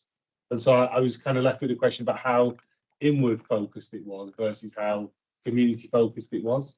I'll stop there, Rob. Thanks. And Catherine. It seems very sensible, and I think you've got quite a job on your hands to integrate the NHS system partners. So no challenge there. But I think it's probably overstating that it's into the care space, and I am really concerned that it's talking about being in the community space without necessarily us being as local authorities being in there, because we're having exactly the same thoughts about exactly the same people. And I think particularly when we talk about kind of like upskilling citizens and helping people to be able to live really well and stuff, you're actually into an economic development conversation and something about national productivity, not just about kind of like the delivery and the consumption of services. So I just wonder whether or not it's better to be kind of, and you know, and I'm, because I would have expected, if this had been a real kind of like, we're going to do this digital thing with Dorset, I really would have expected this to be on my radar, and it's not. That is not a criticism, because perhaps we've not been at the races, but I do think it's maybe that this is a really good pragmatic step that needs to be worked through as a delivery plan and with investment for the NHS system, and that there is a separate phase of work, which is exactly what is the docking into other public services, and more importantly, actually how we all going to take responsibility and play a role in making sure that, you know, our residents can really use this stuff. So I guess it's about kind of like narrow your scope, and then I'm really up for that conversation about the wider system stuff, but let's be a bit kind of real about it. So back to you, Beverly and James. We will approve the item, so relax and rest assured. But in taking that forward, the comment you've had is actually there is ambition here, but probably it isn't all affordable. So when do we get the plan of what we do? This bit that sits between ambition and then individual projects, but also some comments around the involvement of local authorities and making it a wider plan for how we upskill the community and with partners. Do you want to, do they sound like reasonable comments to you to sort of mull on how you take this forward in the light of those comments? Yeah, are you okay if I respond immediately on some of them? Yeah, so I'm going to start with the citizens' comment, if I may. We did involve members of local authority in our workshops throughout the year, but I think they and us came to the conclusion that we had so much to fix within health ourselves that really those basic underpinnings needed to take precedent. But there's no point having a fully skilled workforce at wall-to-wall technology, use of data, if actually we don't also make sure that some of the citizens who we're expecting and patients who we're expecting to interact with us differently, or at least we're not expecting it, we're offering to interact with differently, haven't got the skills themselves. So I think it's quite right that we do have a section on skilling up our citizen, but you're quite right. How we do that, the breadth of the ambition really now needs to be tested in the next phase. Are we just going to be offering bits of training? Are we going to be onboarding patients as they come into outpatient clinics? Or are we going to look at it in a much broader sense around that economic development point? So I'll take that on, and I'll have a conversation with colleagues in local authority about how we translate the ambition in the strategy into real tangible plans. In terms of our community space, we are very wedded and very committed, all the boards in the providers, to the integrated neighbourhood teams, neighbourhood space, the left shift, whatever we're calling it these days. And the technology provides a massive part of that, in particular with the integration that primary care and community currently enjoy. We've got to extend that. And so that is a big part of this strategy. But you're right, we talk about community in a broader sense. What we have to be clear about is what does that mean for social care and so on. So again, let's try and be more deliberate and specific in the planning. To the question, is it a strategy? Because obviously strategies need to have a plan, they need to be deliverable, they need investment. I feel confident that with our current health set business case, with our current levels of investment, with our teams that exist across Dorset, it is going to be possible to deliver this strategy. Not all at once. I don't actually think money's going to be the limiting factor. I think energy, bandwidth, and the ability for our organisations to transform and move with us on the journey. Because I don't want this to be about technology. It's about how we change the way we work and how we modernise. And that's what the planning will do. It might mean that some of the trickier stuff is back-ended, but it has not been developed in a vacuum around availability of funds and, of course, the national direction, which I'm quite starkly tuned into from my previous roles. We have our first workshop around the plan next Thursday, the 22nd. We're going to translate those KPIs or milestones into more specifics. And I have been asked this question by every other board that I've been to with this strategy. And I'm currently looking at around May 2026 to bring back a delivery plan for the strategy. I should have said, and I forgot to say, I have taken feedback from all the boards. There are a few language things. I think your outcomes committee had some feedback around one of the appendices. We're going to take that on board. There'll be one more version that's not starkly different, but just has some of those nuances, sharpens up some of the language around, for example, the patient offer. That was a strong feedback from the Dorset Healthcare Board and County Joint Board in Common. And then we'll send that round to everybody. It'll look very similar, but thank you very much. yeah, thank you. Thank you very much, Beth. I've got a couple of very quick comments from Matthew and Adrian, and then I'll move to approval. Matthew. Yeah, so thank you. So as Betty has said, this has been through all the provider boards, and actually very similar conversations played out.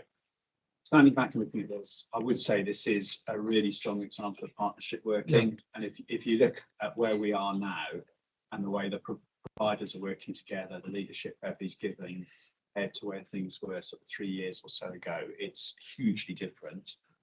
The scope page is I find quite helpful to get into what Catherine was describing. And for me, I think it's okay if we accept the scope is a bit narrower than we would perhaps want in an ideal world, and it's got its core strategy focus. And we probably don't need to try and bring everything into it. It needs to do the job that we set out. No. And then we need to manage the interfaces and be more ambitious in terms of how we work together to empower residents in the future. Just in terms of the playback in May on roadmap, I think this has been a good exercise, and I think the team, thank you for engaging in the feedback from mid-year. This is now definitely more of an encompassing strategy than it was when we saw the early draft. Having a view of that roadmap, I think, is going to be key from a governance perspective, because there will be an optimal sequencing here to deliver the whole of the strategy. And yet what we're going to do in 26 is largely locked and loaded. It's largely around patient record and isn't necessarily what you would do first. I'm not suggesting we should change from that, but I think for the board to have some visibility on what's going to be in 27, 28. You want to know what those steps. Enough time that we can give some direction that optimises for it rather than just being presented with what it is. Okay. Thanks very much indeed. Are we happy to approve the item, please? Yes. Thank you very much. We don't have any questions from the public. Any items of any other business? I'm not. James and Bev, can they step away from the meeting? Yes, they can. Sorry. Thank you. I'll just mention, of course, we're lucky to have NHS England holding their February board meeting in Dorset. The plan at the moment is that they'll hold their board meeting in BCP. Thank you very much. The next day, we'll arrange 5 visits for them. At the moment, that's looking like Paul Hospital to look at the Barn Theatre and the hot cold split, Royal Bournemouth, which is probably as good an example as you can get of using New Hospitals programme well. Weymouth, thank you, Matthew, including the national pilot work in Portland. Dorset County, where I think you'll look at things like stroke and some of that modernisation taking place, and also St Anne's, which will be really interesting to see a community and sort of children mental health.